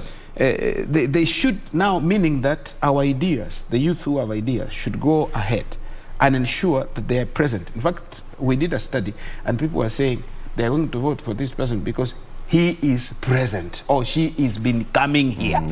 She resonates with our problems. She knows our problems. She comes here and stays with us and hears us, what our cry. Yeah. Very important. That is what can propel someone particularly during nominations to get a ticket. You said something quite fundamental, Dr. because when you talk about the youth, 75% of the popular generation is formed by the youth. But then, when it comes to voting, during that day, 9th of August, you will not see that block. Either they are undecided, they feel disenfranchised, they feel demotivated to go and vote. Does that worry you? What would be done to change that narrative? Of course it does, because like I said earlier on, we are a country of hopeless young people and women. Why are we hopeless? And men also. Okay, and men. So basically... Literally fighting for the men's right. I know, he's fighting for the... It's my daughter, no woman. Yeah, okay. So what we need is our hope restored. And I have personally interacted, and also it's also my greatest fear that a lot of youth have not registered as voters. And if you know, there are two age brackets. There is the 35 and, no, let's say the 30 and 25. Then there is the 18 and 25 youth. Those are two different generations. I have heard majority of not registered are 25 to 18, and they do not completely see the need to register as voters. Reason being, the same things we are talking about. They are saying, I have personally interviewed them one-on-one with a few friends of mine, and some of the reasons that came out were, if I am going to register, I'm only going to register to vote for you because I see hope in you, but I will not vote for so-and-so, another candidate up there. And we ask them why. We don't see, like, their casual talk is, we don't see we don't feel like they know what our problems are. You know, they don't identify with us. So, but you, at least we have little hope. So what these people need is hope. And then they say, even if we register and vote, especially my generation, you know, 30 to 25, they are basically saying they have voted before, but whoever they voted for was shortchanged. No, was shortchanged. And they're telling me, why would you go and vie, and you know definitely they will buy the votes? Wataiba kura, watanunua kura. That is a perception perhaps in politics. What if you just win straight on and but the winner? This perception has been so serious in this country that it has affected the young people. And we are at a point we cannot continue to ignore this anymore. It's a reality. And I have tried to do a lot of voter sensitization. And you know where it's coming from? And you know where it's coming from? Where the DP says, kubali, ukishindwa in August, kubali na wenda nyumbani. So you can imagine what penetrates in the heads of the voters 6 months to an election, and you're telling someone that ukikubali, even nominations has not been done. Perhaps something can be done. Let me tell you something else that's very critical, especially to my region.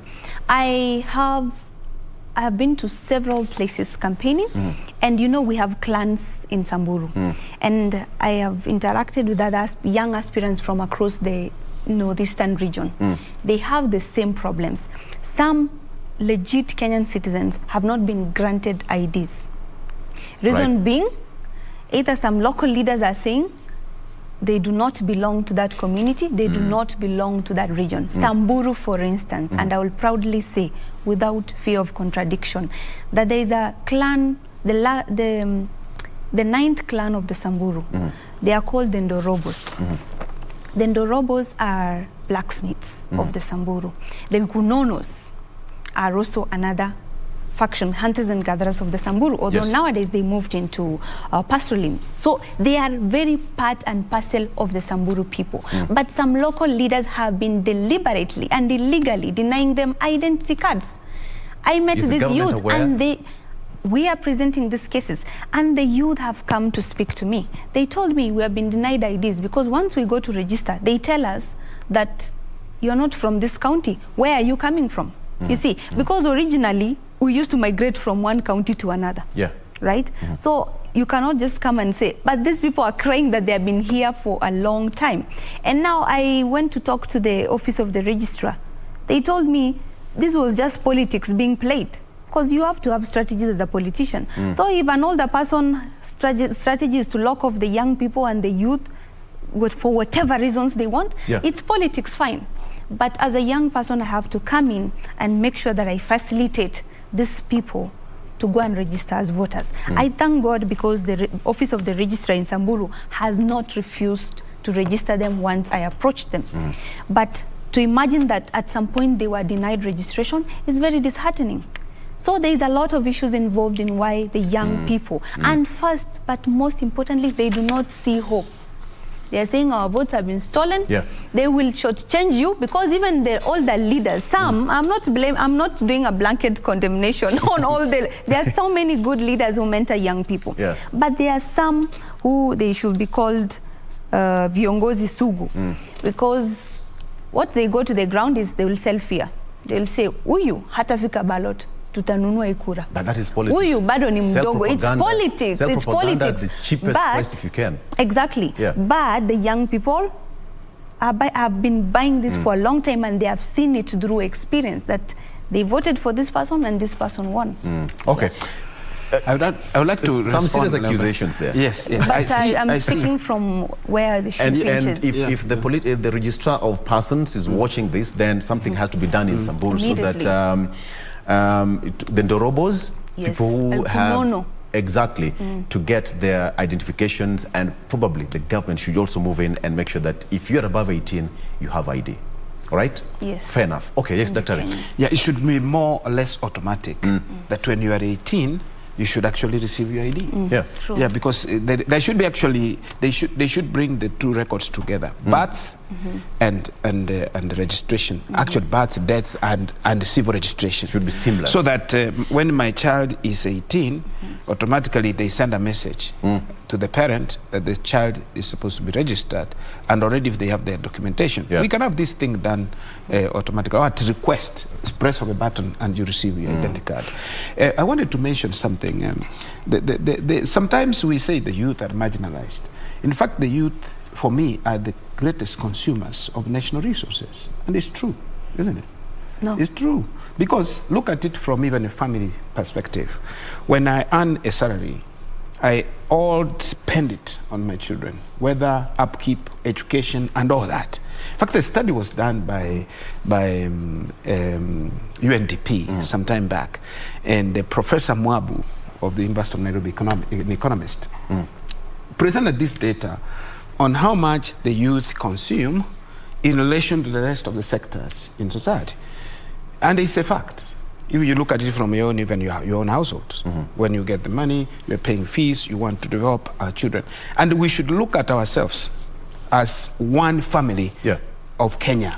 We shouldn't actually look at ourselves like as the youth versus the older generation. And even within the youth, I've heard my sister here talking about those between 18 and 25, and there are those 26 to 30, and actually there's another group between 31 and 35.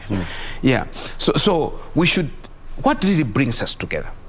Consumption of resources. In fact, I would say the youth are our strength. They are the consumers of resources. We invest more in the youth than anything, except now when it comes to leadership. Terry, I belong to that category. Yeah. So I consume a lot? Exactly. You as a person, once we have enabled you, for example, if it's my children, I accept them to fly. Let them get a good job. Once they get that good job, let them develop themselves. I don't even want them to help me. So once you are in that category, as you are now, you should be developing yourself. In fact, even that politics, you should actually go for it and get it, rather than making a claim that you are marginalized. Because I want to respond to that. Secondly, those beyond 35, that they claim that those who belong beyond that, the beyond 35s do not know the issues of the youth. We have grown through this. I was a young boy the other day. I was a youth the other day. So I understand. And I live in this country. Again, there are those who are 36 who are not youth, who are 40 who are not youth, but they have just transited from being youth. So they know the issues of the youth. I think for me it's a myth. It's a myth that having someone who is 20 as an MP will take care of the issues of the youth better than me who is 45, 49 or 50. For me, I think it's a mirage. The thing is, not that we distribute leadership according to ages and all that. The thing is, who is the most competent leader? If in my society, it is you, my sister here, who is the most, in my estimation, the most competent. Let her give her that position to be able to propel. Can I please briefly but finally, we need actually a national dialogue to change the perceptions and also the way perhaps the youth respond to politics and everyone across the country. Voter education, civic education, they should understand it is their responsibility to vote.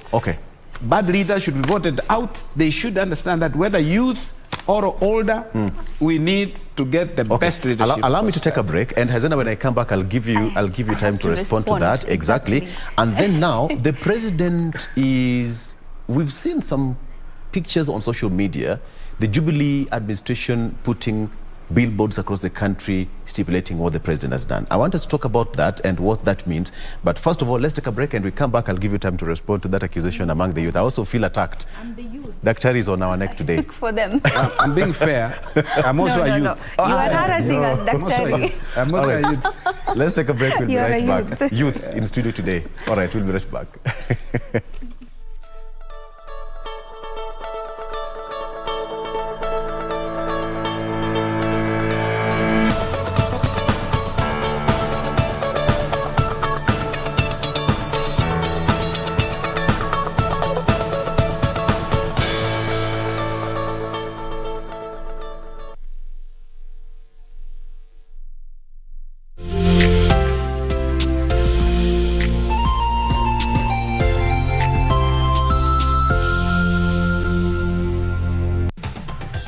the Government of Kenya adopted universal health coverage (UHC) as one of the Big Four priority agenda, with an aspiration that by 2022, all citizens will have access to quality healthcare services that they need without getting into financial hardships.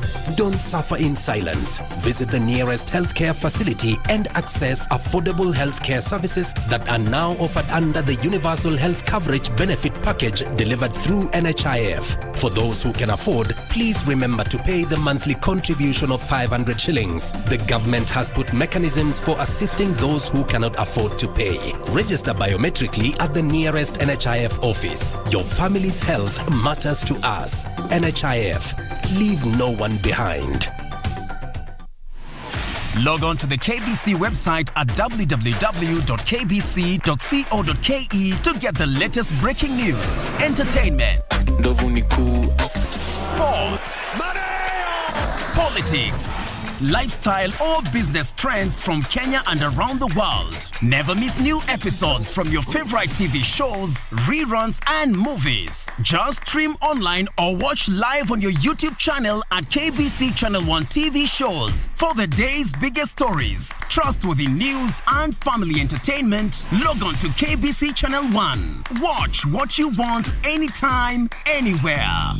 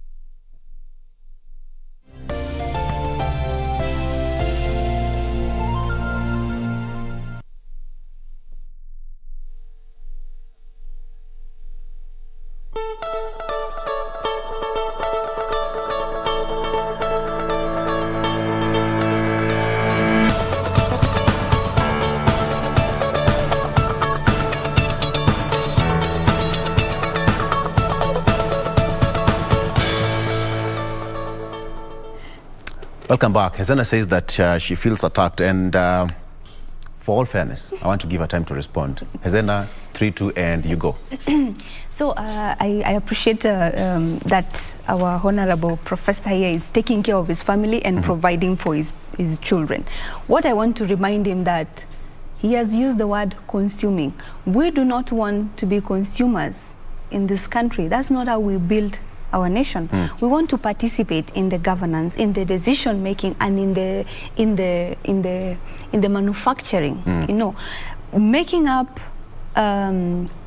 We make up about, is it 75% of the Kenyan population as young people? Yeah. And you can imagine the consumption rate is 75%. If the consumption rate is higher than the production rate, so who exactly, where is this country exactly going? People are consuming. People are consuming, you mean import. So, but what if these consumers also turn into producers? Yeah. They contribute into the production, like through strengthening of SMEs, strengthening of, putting them in positions of leadership and influence. We will be producing more because it's our time. We know where the shoe pinches. We have the energy. They struggled during their time. They are done. Now they are at the point of eating, receiving, uncomfortable. They are done with the struggle. Who is struggling now? It is us, the youth and women. Yes. And not men. He says he provides for the family. It's biblical for men to provide. But what I know is that a lot of SMEs are run by women. Very few men sell mboga. So who is exactly providing for that family? He's well off, of course, he's a lecturer at the school of choice.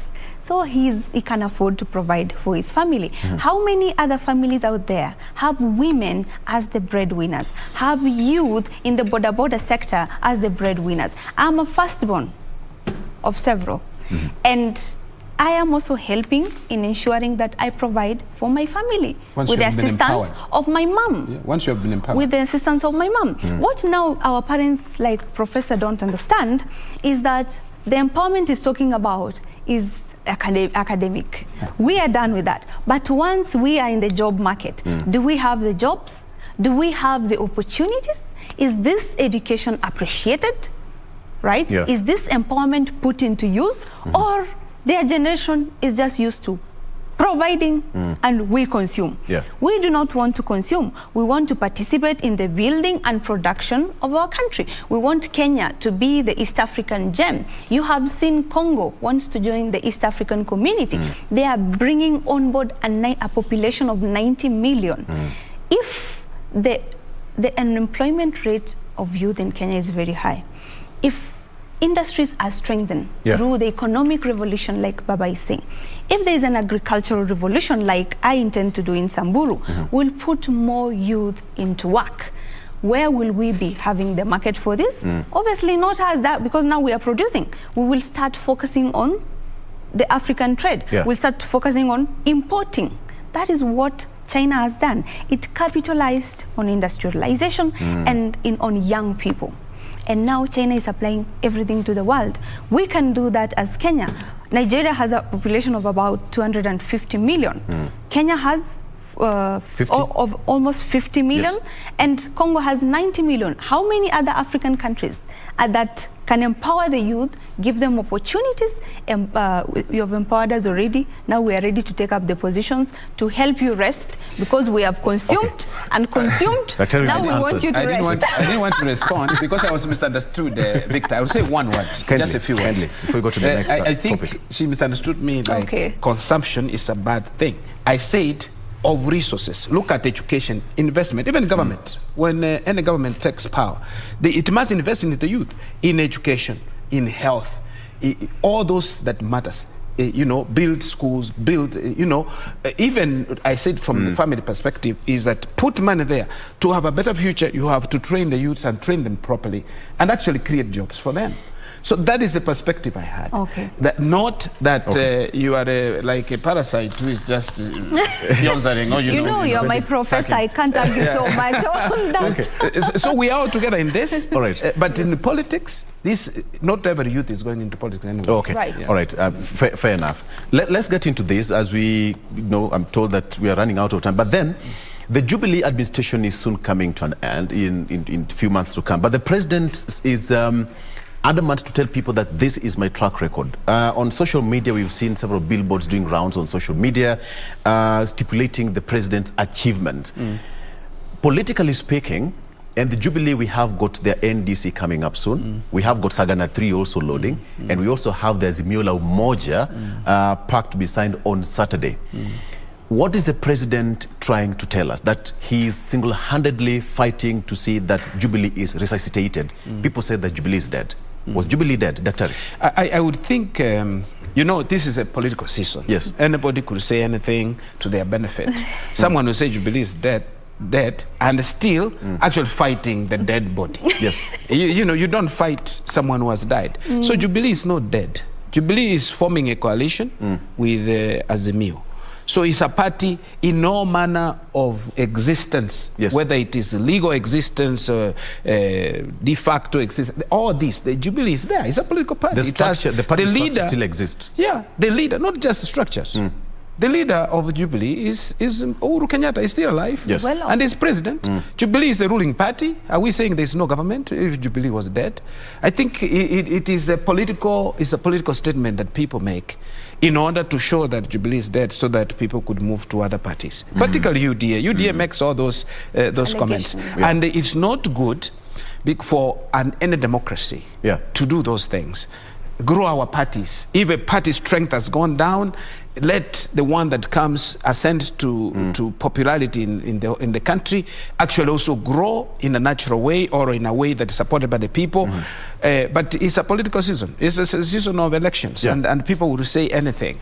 But I want to say this: what politicians do not do very well, we do politics also in certain circles, is to say what you have done and make sure people understand what you have done.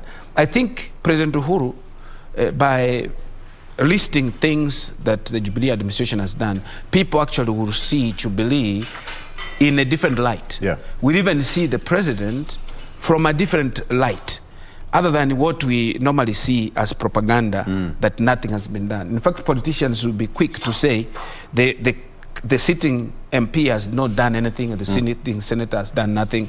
Nobody will not. Nature of politics, not the nature of politics. Yeah. Nobody will sit in an office for 5 years and do nothing. At least there should be a chronology of things. They have done roads, I know for sure. They have done roads, and of course SGR with its own issues. They have done SGR. In fact, I've seen transformation. Go to Central, I've seen that construction towards Nyeri and all directions. Things personally I've seen. Maybe Husena does not see it because she says she was born later, but we have seen where we have come from.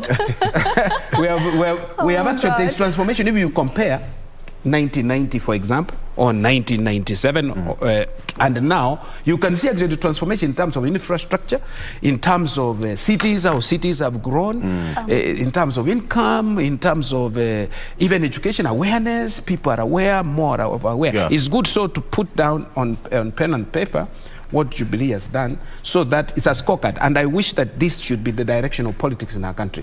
That you say, these are my achievements. People can say, yes, we have seen a road there, we have seen a school constructed there, we have seen a college here, we have seen this here. And then we ask them questions, what about these other things that you have not done? Yeah. So it is important that every administration accounts for the utilization of resources, that they have been granted through the budgetary process, actually, which is through Parliament, which is a representative body of the people of that particular country. Because I want to by stating exactly what has been done, how money has been spent. Even as you respond to that, Azena, the president said that siasa tutapiga wakati wake ikifika, and wakati ndio huu sasa, and he's completely now folding his sleeve, getting from the comfort of his office, and now want to dive completely into politics and now do what he's, because he's a politician. Much as the president, a unifying factor, he's a politician at the end of the day. What do you see once the president says that it's all systems go? He's going to stipulate his achievements as the Jubilee administration. His deputy has been saying that Jubilee is dead, but as Dr. is saying, that the president cannot be in office and yet the sponsoring party is still is dead. That can't happen. Having said that, the president is coming out strongly as the leader of the government. What are we likely to see now that things will be out moving? As a response to your question. Those are a lot of questions at once. Exactly. But yes. Let me first respond to Professor. You know, he has presumed what my views and thoughts are about the president.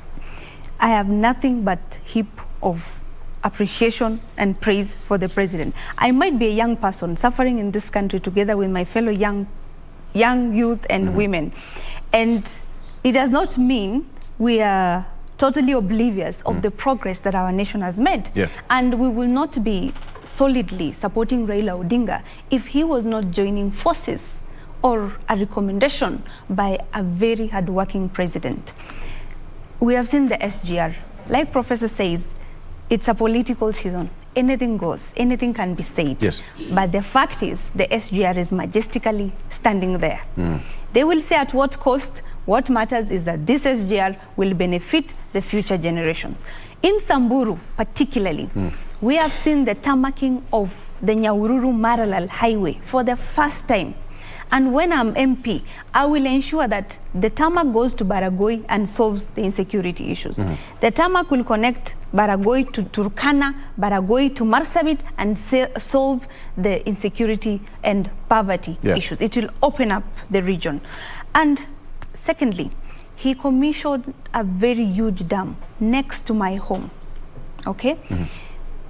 The dam will solve the inadequacy of water in Samburu. I commend him for that. I'm not blind to that. And we have seen the highway, the dual carriage. He has done so much. And not only that, he has continued. There was a time even the international community had lost hope in our country. Exactly. A lot of people were seeing us like a destabilized nation. We are about to go to another PEV. They went into the handshake. The international community is coming back. And now they want all sorts of association in Kenya. You've seen the other day with the president of France, His Excellency Emmanuel Macron. Yes. You've seen this past Friday with His Royal Majesty, the ruler of Dubai, and they have already declared that they are going to start up an innovation and technology center in Kenya. I'm hoping that technological and innovation center will go to Chalbi Desert, because they will feel good in that kind of climate. Secondly, she said there's no network there. No, they will come with the network and all infrastructure. Again, we have seen the commissioning of Lamu Port, which has expanded the region. And even now, Congo, with its 90 million population, wanting, one doing cow. one cow. I don't want to say that. I'm still in the Commonwealth. So with the Congo, with its 90 million population, thinking it wise to join forces with the East African Commission, it's because they are seeing the progress and the maturity that the East African Commission is making, the potential. They are going to make about, how many trillions in GDP if that happens? And why are they doing that? It's because of things like SGR. Congo is landlocked, right? Yes. They are depending on East Africa, or they can depend on perhaps that's why they want to join East the bloc. Africa, exactly. And they are proposing one currency. They are proposing at this rate. If we get into this parliament, we're going to form the United States of Africa. That's where we want to go as young people, because our parents did well for us. They empowered us. They empowered us for a reason. They want us to forge and steer this country forward and make it big. And with the expansion of Lamu Port, with the Mombasa Port, with the SGR, that one will open and make Kenya what do we call? It will make Kenya the giant, the center, and all these countries will have to depend on Kenya. So a wise president will ensure that there is political stability in the country, there is peace, there is security, and so that the region grows. And continuity of what exactly, and continuity. Like in Raila Odinga's manifesto, there is something called continuity of administrative continuity. Yes. This is what he's working on. Yes. Because, but that just to mention, the shipyard in Kisumu is also functional, and they are constructing a ship in Kisumu that was commissioned by the president sometimes last year. I witnessed and that. The airport. And the airport is also being expanded. And Isiolo Airport also. There is also Isiolo Airport. It will open up the region. And by the way, I forgot to mention, the Great North Road has been complete. Started by Kibaki, but finished by the president through Merile. All these were promises in his own government. He didn't have to do much. He just kept his promise. This is a president we want to appreciate as young people. And the other day you saw, when he called on youth to fill State House, do you think youth will just go there and eat money and jump and run? No. Most of them I know, most youth who are there are my friends from various political parties, and they are respectable youth of integrity. They went there because they appreciate this president. All right. I'm told we have got only 3 minutes to go. Daktari, as we come to a close, what's your parting shot as far as the president's achievement is concerned? I would say that the president has done well. When you say well, I'm also, not an easy marker. I can't give you 90%, but the president has done well. I would say he has Be generous done well. Enough. No, I'm being fair. 99. I'm being fair. I can give him 68%, which is a strong B. Okay. Yeah, but again, he had certain challenges in his government, particularly in the second term, where his principal assistant actually left work. He stopped working from 2018. And it's important to note that the shortfall can only be accounted for as a result of lack of support internally within government. But he has done well. I've driven Victor from Kisii or to Kisumu, to Bungoma, to Kitale. The highway is nice, smart. There's no rough road at all. It's wide, wider, because it used to be very narrow. It's wider and a really good road, motorable. You go speed, minimum speed or maximum speed as expected. That has made the place different. So I could buy, you know, in Bungoma, ahead of Bungoma, you could buy onions across the road. You buy bananas, you buy, you know, pineapples and all that. That is going actually to lift people from poverty in the time to come. These things can come gradually, but actually they have helped to develop the country. The president has, I would say, has done well. In his presidency. To add slightly on that, it's because okay. I will also give you time. Exactly. Yes. There was a question you had asked me on if Jubilee was dead, and now you see, I don't think it was dead, but we just had a vice president who knew that the party was a vehicle to run for office. Once he got into office, despite his running mate, you know, quitting and doing all sabotaging and all those kinds of things he was accused of, you know, and disrespect and all those kinds of things, he continued to work. And right now, I don't know what Kenyans will be able to tell you if they're honest with themselves. He was working alone. He has achieved a lot of Jubilee's manifestos. For us, the dam was more important than the laptops for now, because we want to survive, right? The rural electrification, he's been ensuring that's happening. The title deeds, he has given title deeds even to women. These are things we want to see as young people. You know what? As I usually do here on the show, every aspirant who come to the show, I take the latitude to give them space to, you know, sell the manifesto and the agenda. It's open that you're running for a seat of woman representative in Samburu. We wish you all the best. Perhaps that is your camera. You talk to them and tell them you have got 2-3 minutes to sell yourself on a national television. Should I say it in Samburu? You talk to them to the language they understand. Perfect enough. Perfect enough. Thank you. So, enter super Sambur eserian ngopang supat kaumon tai enjo kukura amutengarake. My manifestos are the following. I intend to restore peace and stability through the office of the woman representative, because I know women are much capable of creating peace in any society, because gender inequality cuts across every other development spectrum. And once you have gender equality, you appreciate your women and put them on a pedestal to help you. These women can restore peace and revive your economy. Secondly, you all know that I have an agricultural revolution agenda, and I want to introduce it as an alternative means of livelihood. This will curb insecurity, this will reduce poverty, and this will give us a solution forward into, through a sustainable food production, and will not have more people starving. And again, I intend to maximally utilize all the resources that the NGAF provides, because in any case, I've been helping you guys from my own pocket.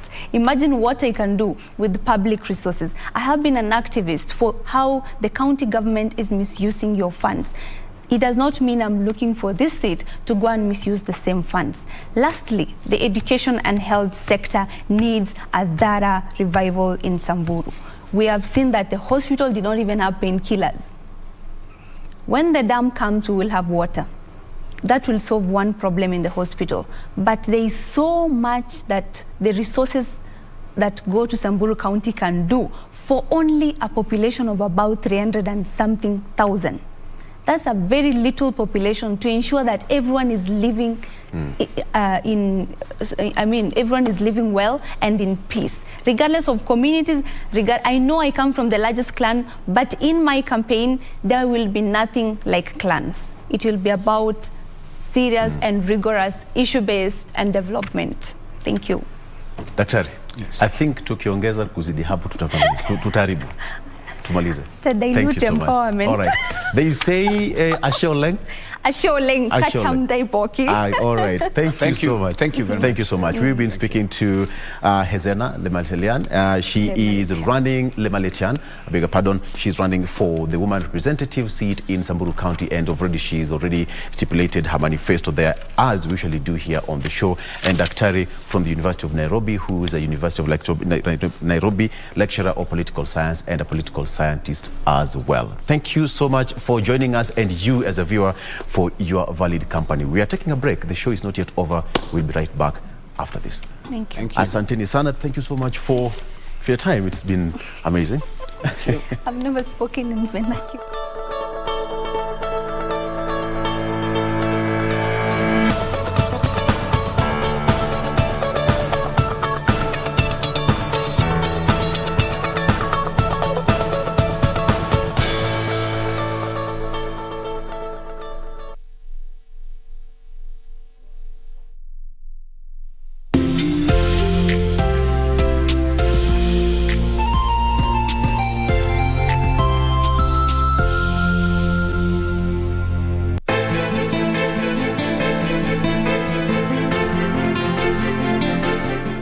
Si mtoto analia? Nimejaribu kumnyamazisha, pia mimi nimechoka. Amerudi? Yuko wapi? Gani hizi Mungu? Una roho chafu ya kichawi wewe. Kwani Hana ni malaika? Hana amepelekwa kwa Laban. Mimi nahisi Kate yuko hai.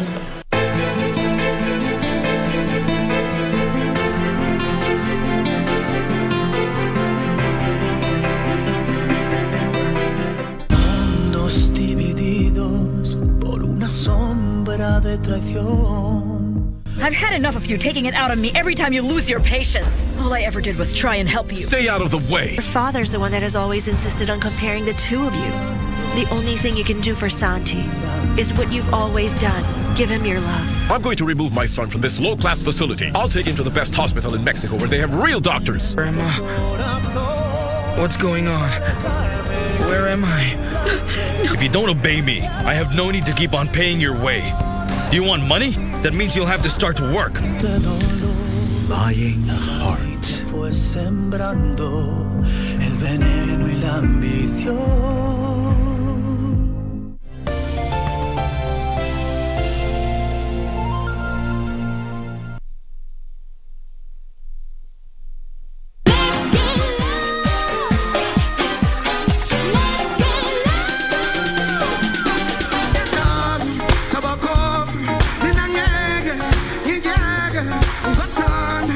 The 19th edition of Sauti za Busara Music Festival, one of Africa's top music festivals, went down at the Old Fort in Stone Town, Zanzibar, where an exciting array of artists thrilled revelers.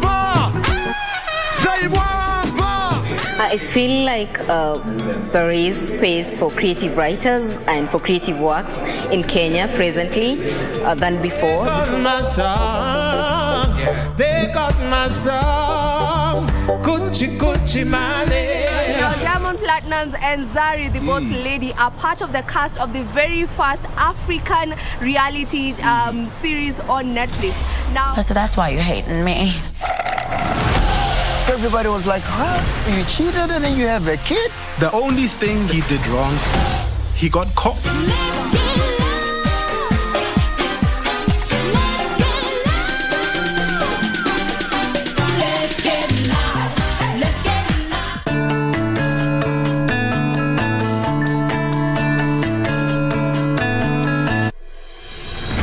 Chini ya uongozi wa Rais Uhuru Kenyatta, serikali imewekeza vilivyo katika sekta ya kilimo ili kuongeza uzalishaji chakula na pia kulinda mapato ya wakulima. Wiki hii kwenye Project 254. My administration is currently reforming the sector by increasing output and productivity, boosting incomes in agribusiness, and ensuring household resilience and food security. Alikuwa sisi na njaa, lakini wakati Uhuru alikuja, sisi nasema asante kwa sababu ya hii mtu anapatia maji ya irrigation. Tunalima mchele na inatusaidia. Tunaweza kusomesha watoto, tunaweza kukaa kama mkulima anakaa kama mfanyabiashara mwingine. Hatuna tofauti sana. Sasa maisha tunaona maisha sasa ni mepesi.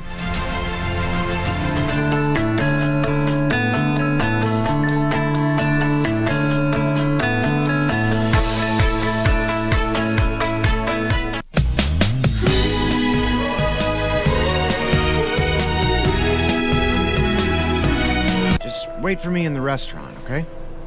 Oh. You afraid she's gonna catch us? What are we gonna do? Oh my. I'm so sorry. I'll go take care of it ASAP and come back as early as I can, okay? All women believe their husbands are loyal to them. They just won't admit it, even if there's proof. I wonder what makes you trust him so much.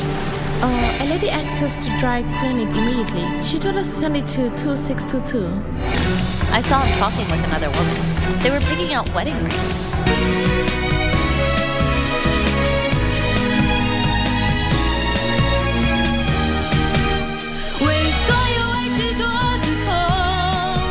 Tell her it's a case of emergency. There's a patient by the name of Gregory. Night nurse. Imagine living in a world where there is no war. No, oh no. I never knew anyone so one of a kind. No, the way she moves to her own beat, she has the qualities. Absolutely, I love you just the way you are, girl. You don't have to change. He wants to look like them girls in the magazine. She got big dreams. She see herself on the big screen. She asks, do you love me? I say you're just right. Absolutely, I love you just the way you are, girl. You don't have to change.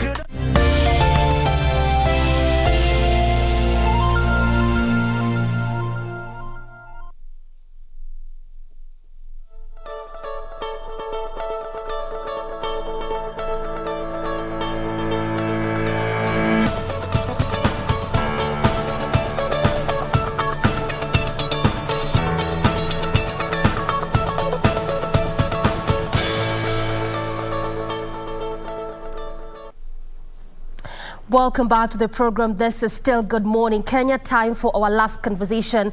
This Monday morning, we want to talk about children. Our focus being on trauma and supporting vulnerable children. My guest this morning, Leonard Chumo, is the Director of Policy and Partnership at Uthabiti Africa. He has a key interest when it comes to especially early childhood care and education as it pertains to children. Leonard, good morning and welcome to the program. Good morning and thank you for having me. All right, let's start with understanding what Uthabiti is all about, just in brief. Thank you. Uthabiti is a social enterprise that works to accelerate access to quality early childhood care, education and development across the region, beginning specifically in Kenya, with intentions to expand programs across the continent. Yeah. So it's actually across board? Yes, it is. All right. Yeah, more holistic, because what we're beginning to believe now is that early childhood development is not education. It's not nutrition, it's not health, it's not protection and safety, it's everything.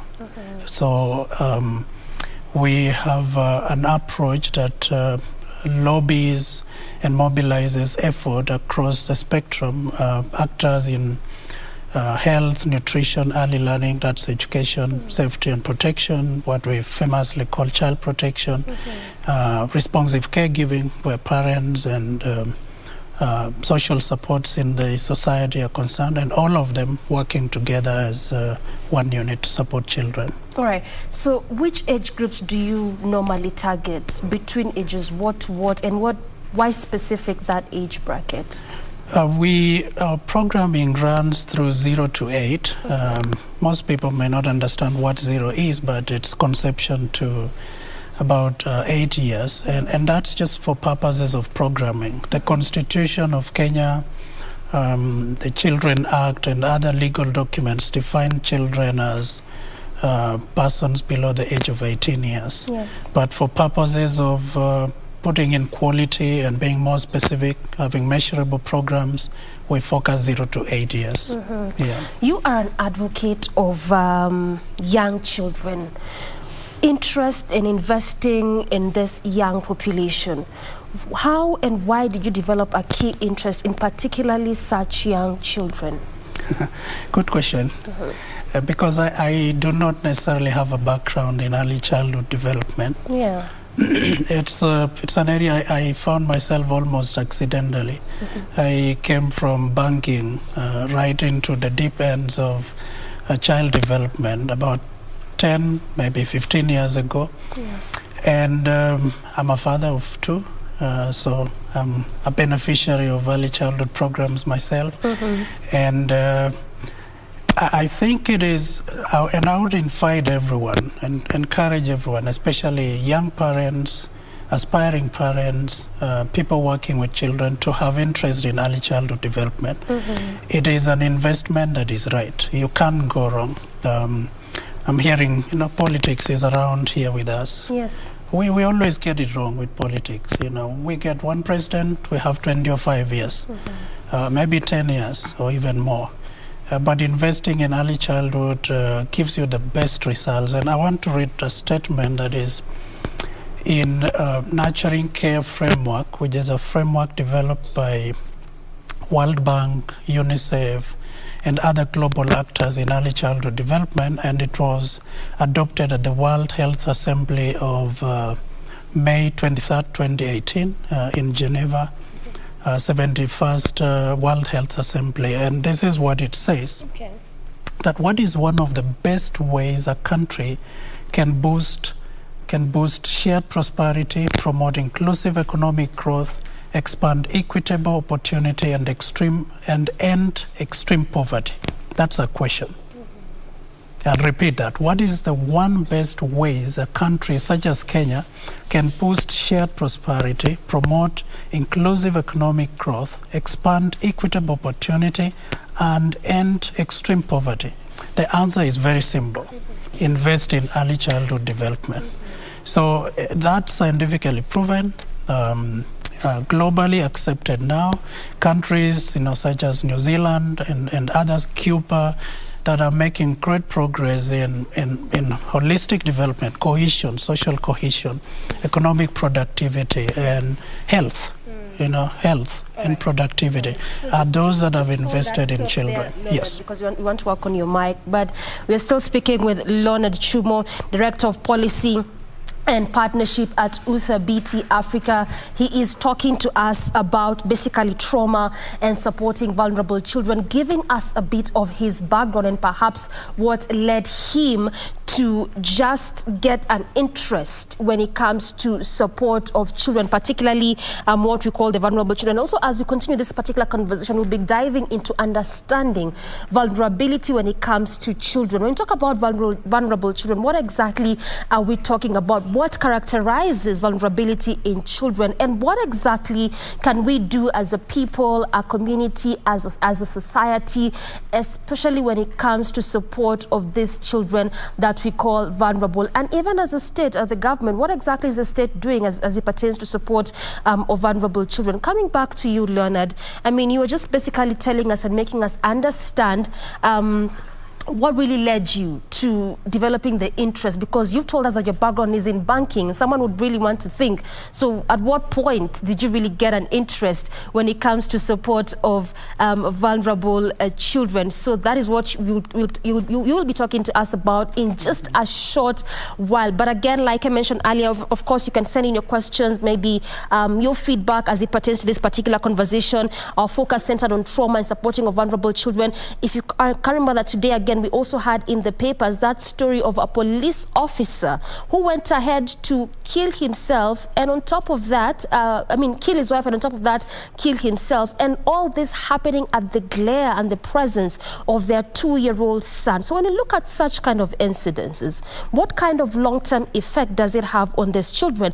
When we talk about children who, in a space whereby they cannot be able to thrive in their biological setups, perhaps parents have separated or divorced altogether, they've ended up getting on the street, perhaps as street kids, what we call as orphans. All this perhaps characterized as vulnerable children. But what kind of support can we give to such kind of children? This is the conversation we are having in studio right now, and this is what our guest is helping us unpack and understand all together. Now, Leonard, back to you.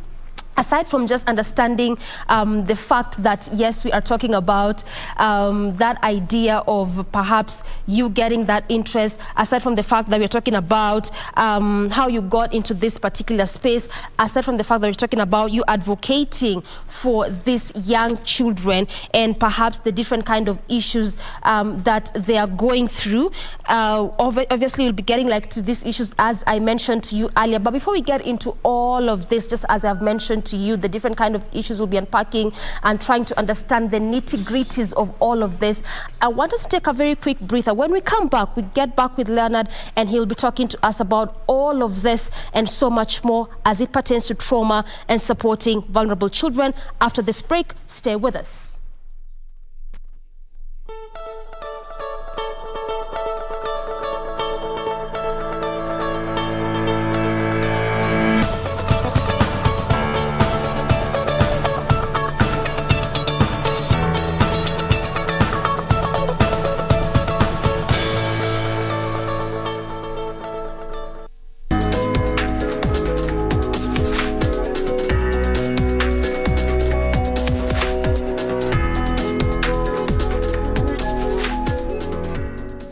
We visit Ban Manufacturing Company headquarters in Ruiru, Kiambu County to witness the behind the scenes of manufacturing different types of cooking appliances, otherwise known as the Jiko Okoa.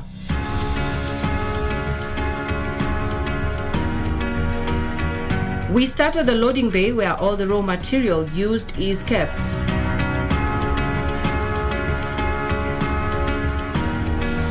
The material is received as per the request and requirements made on their spreadsheet. The same then goes through a robust quality inspection process to validate the mechanical and chemical aspects. Once it's validated and good for use, we come up with a build plan, which is basically a plan for how you're going to cut the 8x4 sheets to become exactly what it will be in the product. The raw material is as diverse as the different products manufactured here, but mostly all from the steel family.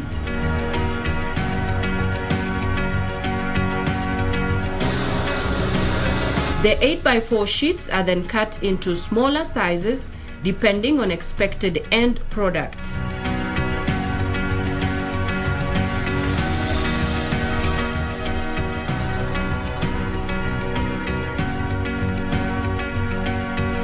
In the next stage, the pieces are designed to fit respective rolls.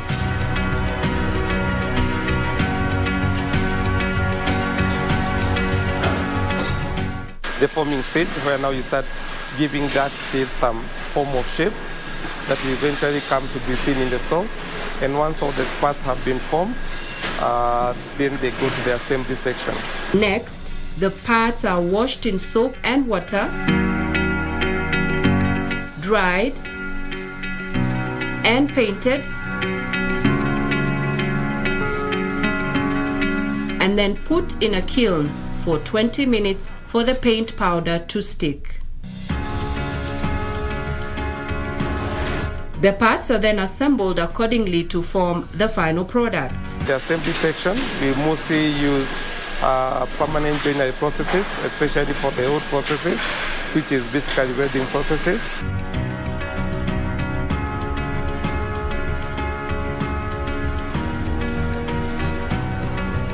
Once the product has been put together, the Jiko core is then wiped clean, and the quality inspection is done by quality inspectors. The people in the orange dust coats, so those are the quality inspectors, and every stuff has to be inspected. So they inspect for whether all the features are there, whether they have been put put together or assembled in the right way, and everything tallies as per the spec sheets that they have been provided. This enables for warranty requests or claims from customers, and for the company to be able to recall product when and as need arises. Once that is done, basically the stove is basically put into our online system, where real time you can be able to see exactly what is being built. And there you have it. Reporting from Ruiru in Kiambu County, I'm Nisi Imano.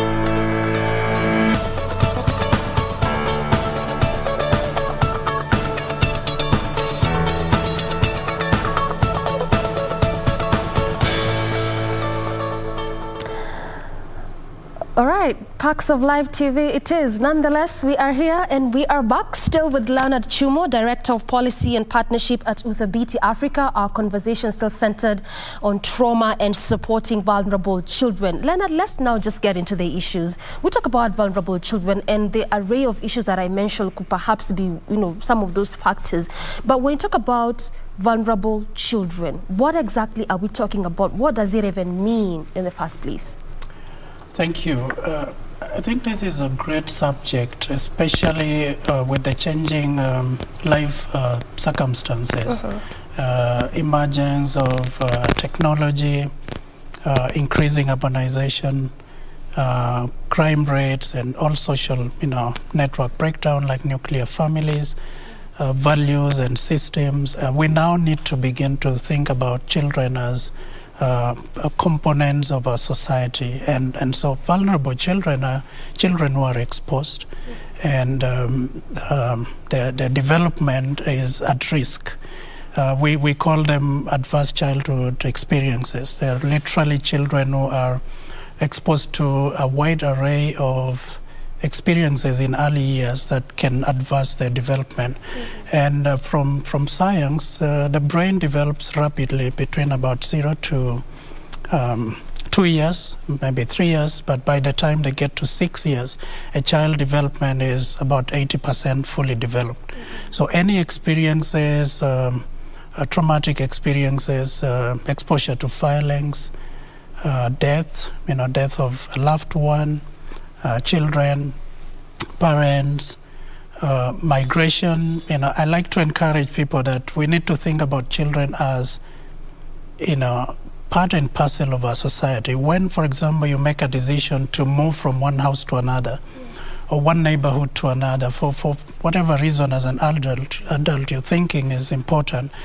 You need to think about the perspective of children. Sometimes you don't even think it's important. Yeah. Why am I asking you as a 10-year-old to move from this house to the next neighborhood? Yeah, they lose their friends. They lose, sometimes in the process of moving, they lose some of their toys. Yeah. They lose what they see through the window. They'll never see it again. They change schools, and they have to be introduced to new friends.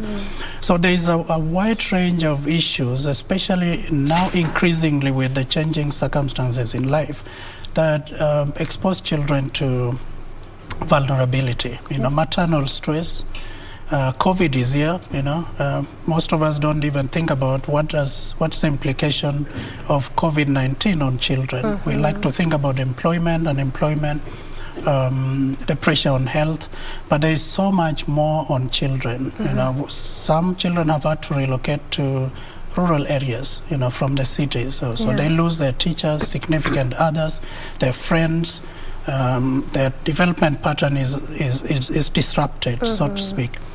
And so all those things, lead to vulnerability, expose children to be more vulnerable. And we're not talking about comfort or children feeling good about life and so on. We're talking about impact on overall development, which has significant effects in later years on both learning, behavior, health. Now we know from science that the experiences in early childhood development have significant impact in adulthood. Yeah. A good number of non-communicable diseases that we have now are as a result of the nature and the experiences that we were exposed to in early childhood. If those experiences were not caring enough, there was no social significant relationships, and we must also say that present, not just parents, but present parents who are present, caring and listening. If that nurturing environment did not exist well in early years, when we developed, we will not run away from that in later years. Some of us, of course, biologically are more resilient. Some children are, are more resilient. They will. We like to illustrate with the rubber band. When you stretch it, its elasticity. Some can go back to the normal state, regulation, but others may not. Exposure to stressors, adverse, effects within the environment, such as punishment in school. They have to cross the road and without any help, no crossing signs, no children crossing sign. So when you tell them to go back to school the following day, they are scared because they are not assured of comfort and coexistence in the society. All right. I mean, you have really holistically mentioned and even gone into the factors that perhaps lead to vulnerability. But I just want to pick something from what you've mentioned, and this is the fact that how a child is developed from those formative years is a bigger contributor to even who they become. And that perhaps would lead me to my next question of what happens to those children that cannot thrive in their natural biological setup. Perhaps parents, got separated or parents divorced in one reason or the other. How then do you support such kind of children? Because as it is, they're already vulnerable. Yeah, how do we support children that are not developing well within their natural setup? Yes.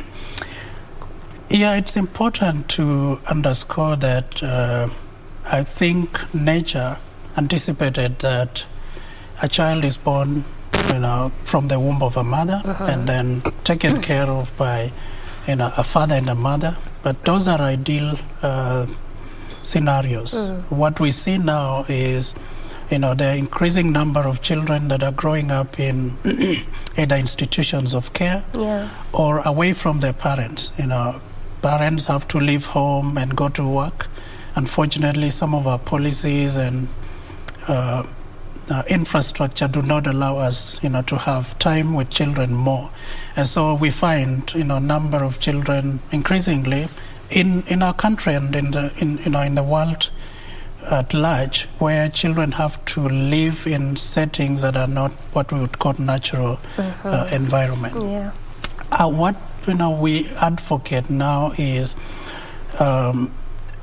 creation of alternative care, not institution, and those include daycares, child care facilities, and I'm happy a number of counties in Kenya right now are putting in place robust policies and laws for improving the quality and standards of daycares, for example, where children are placed for parents who are busy. They have to go to work, report early to work, and then they can come and get them there. Qualified workers within those care institutions, child care institutions, proper standards, nutrition, health. And it's almost an alternative to a mother and a father, but it's not the ideal. So we would encourage, where they exist, the biological parents, create more time, sacrifice enough, stay home. I have met parents who have sacrificed even jobs to stay home and take care of their children. Families. Yeah, or ensure that you have a qualified, well-trained, caregiver. It could be a house help, it could be a relative. Unfortunately, the extended family setup is disappearing now. So we have a nuclear family, father, mother, and some cases even single parents, where an alternative care can only be a hired caregiver. So ensure that they are qualified to respond to the needs of young children. And I must say, I know probably it's in one of your questions, that we also need to think about children with special needs and disability. The statistics are profound, that unless we invest intentionally in moving children with disability and special needs up the system, we will continue to be pulled behind, because they are equally children and they have so much potential to help a nation move forward. Some of the challenges, disability and special needs challenges, are easily corrected, or at least we can improve those children and support them to be able to achieve some of their giftings and talents, and they can make contribution in life. But bottom line is they have a right to services, quality services, not as a second thought. So when we're building institutions, we have to ensure that there's access, not just access infrastructurally, but access in terms of capacity with staffing, proper policies for ensuring that there's care and specific attention to children with special needs. But we need to support their parents much more than we support the ordinary parents. There should be incentives. Because they get to go through a lot. They go through quite a lot. So I always say that, early childhood program is a program for parents and children, not for children. It's holistic. It is holistic. And, as a mother or father or a caregiver, you need to be supported in order to provide quality care for young children. So there should be better policies at workplace, that ensure that either lactating, breastfeeding, or pregnant mothers are cared for. Their health, mental health, and well-being impacts the well-being of young children.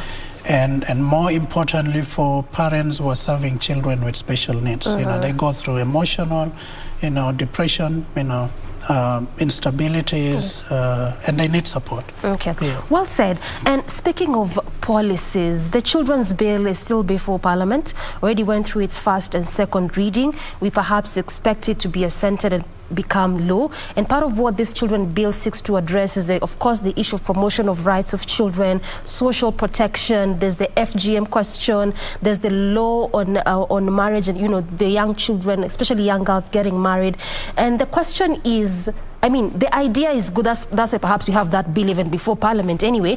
So the question is always perhaps in the implementation. And even aside from implementation, do children even know their rights in the first place? Because it's one thing to champion for those rights, but these persons that you're championing for their rights, do they understand what their rights is? Talk to me about that. Thank you.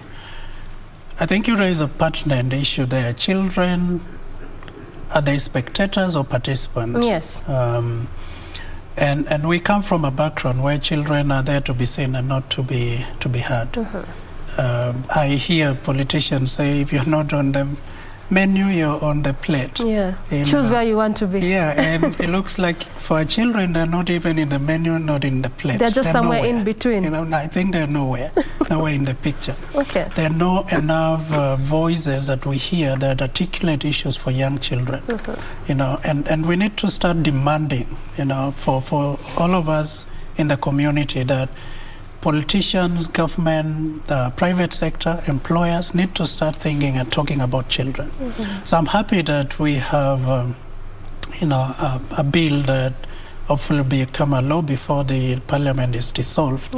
And as with the BT Africa, we've participated with through the Children Agenda Forum, made our contribution and submission, and we hope that it will be passed. But as you say, having good laws is one thing. We must be able to get through to the implementation. So there are issues around financing, supporting structures. And by the way, I need to mention that we're also part of work that is ongoing to develop a national early childhood development policy for the country, which is more integrated. One of the issues we are grappling with right now is, who will be responsible for implementation of that policy? Can the president and those in government create an interministerial committee at a high level, either at the office of the president or coordinated in a similar way, like we've seen, the Minister C.S. Matiang'i coordinating government ministries. We would like a similar structure to support issues for children.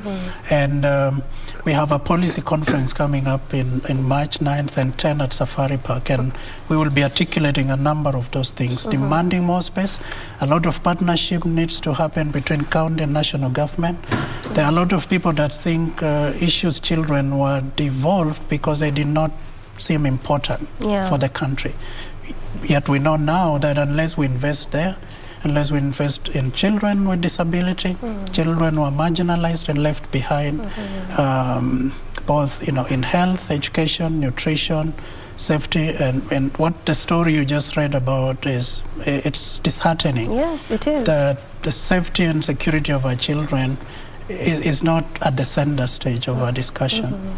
So our police, our Ministry of Interior, it's a whole society, whole community, whole family effort that we need to rally behind. All right, so then what do you think needs to be done, perhaps when it comes to sensitization, creating awareness, or even education for these children to understand their rights? I mean, when it comes to up until this point, then you have infringed on my right to life. Up until this point, you have infringed on my right to health. Up until this point, you've infringed on my right to social protection. What do we need to do when it comes to creation of more awareness, perhaps sensitization, knowledge, education, and so on? Oh, there are a number of ways we can look at it. Of course, children live within the community and they're members of the community.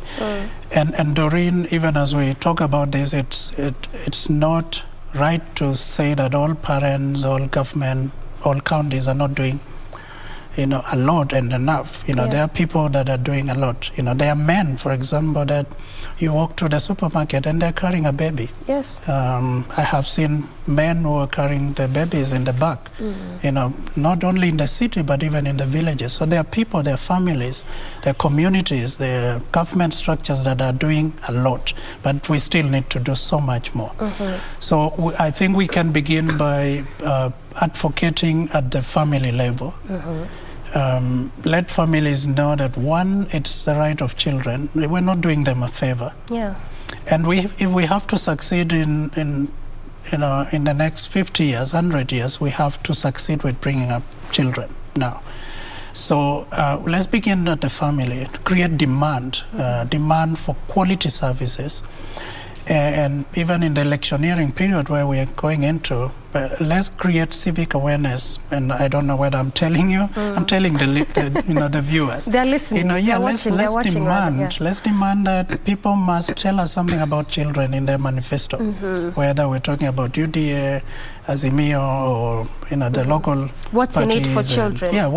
What is in it for children, and let's have them commit in writing, and vote them out or vote them in based on what do they have for children. And I must always say that the unfortunate thing about investing in children is that the results are not immediate. We'll have to wait for 10 years, 15 years before we look back and say, wow, if it wasn't for quality pre-primary education, if it wasn't for investing in maternal care and supporting families, we wouldn't be here. But that means our governors will be out of office before they see results. Our presidents will be out of office before they see those results. But it is time we created a caliber of leadership that invests without needing to see results immediately. The former South African president, the late Nelson Mandela, said that you can tell the heart of a society by the way they treat children. You can tell, when we drive on the road, a pregnant mother has to dash across the street and they're not sure whether they'll get to the other end of the road. Children coming from school don't know how to make their way home. When it rains, there's no support. And so on and so forth. It tells you the heart of the society. We need to do more. Okay, it just felt like we're actually now beginning to dive into the issue. The director keeps saying that we are out of time. Nonetheless, but I think the most important part is that when it comes to basically supporting traumatized or vulnerable children, investment in these children is actually key and very important. Can we be in agreement on that? I absolutely agree. We need to put our money where our mouth is. There are children outside there, they form our society with needs, and we need to start making investment from family, policies, good laws, and just good leadership. All right, fair enough. Good place to end it. Good place to end it. That has been Leonard Chumo, Director of Policy and Partnership at Uthabiti Africa, and he has just been basically talking to us about how we can be able to support vulnerable children, traumatized children, giving us a background altogether and what we can also be able to do as a society and community altogether. This is why I bring this conversation to a close, and ultimately, good morning, Kenya, this Monday morning. Till tomorrow, I'm Doreen Arange Okelo on behalf of the entire team. We say thank you so much for watching. Have a lovely Monday morning.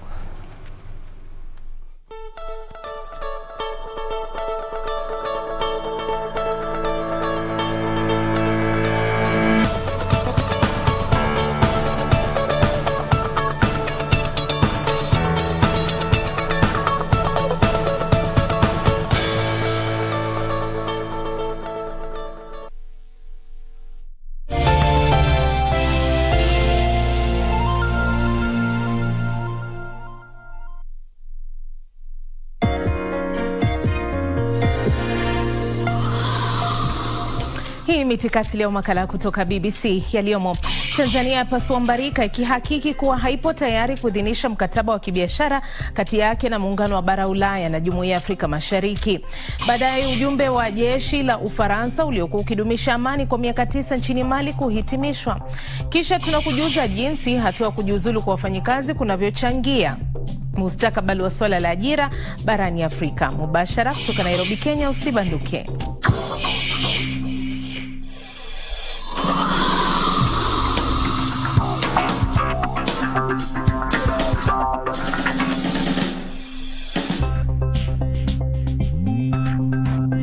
Karibu katika habari za biashara zinazokuhusu, uchambuzi wa kina na mahojiano. Jina langu Mie Hamida Abubakar. Mkataba wa ushirikiano wa kiuchumi kati ya Jumuiya ya Afrika Mashariki na Umoja wa Ulaya umeingia doa baada ya Tanzania kufutilia mbali madai ya uwezekano wa kuafikiwa kwa makubaliano hayo.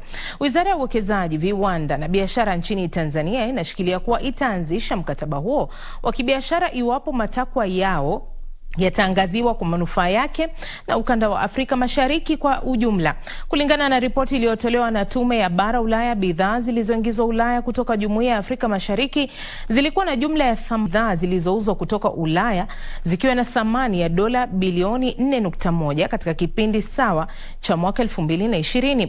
Tanzania kwa sasa uzalisha na kusafirisha bidhaa 983 katika soko la Ulaya, huku bidhaa 648 kati ya hizo zikishindana na bidhaa nyinginezo ambazo hazipokei kinga ya kodi kutoka kwa umoja huo. Hadi leo Kenya na Rwanda pekee ndizo zilizotia saini mkataba huo wa kibiashara unaolenga kutoa kinga ya kodi kwa bidhaa maalum. Sasa awali nimezungumza na Loserian Jackson, wakili aliye na utaalamu wa biashara ya kimataifa kutoka Dar es Salaam, Tanzania, na alinijuza kuhusu uwezekano wa mataifa yote ya Jumuiya ya Mashariki kuafikiana kuhusu kusaini mkataba wa biashara uliopendekezwa na Umoja wa Ulaya. Tumsikilize.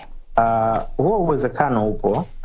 Uwezi ukauondoa kwamba hizi nchi kutokubaliana au kukubaliana kusaini ule mkataba, lakini kinachoendelea sasa hivi kidogo kinaongeza huo uwezekano kutokana na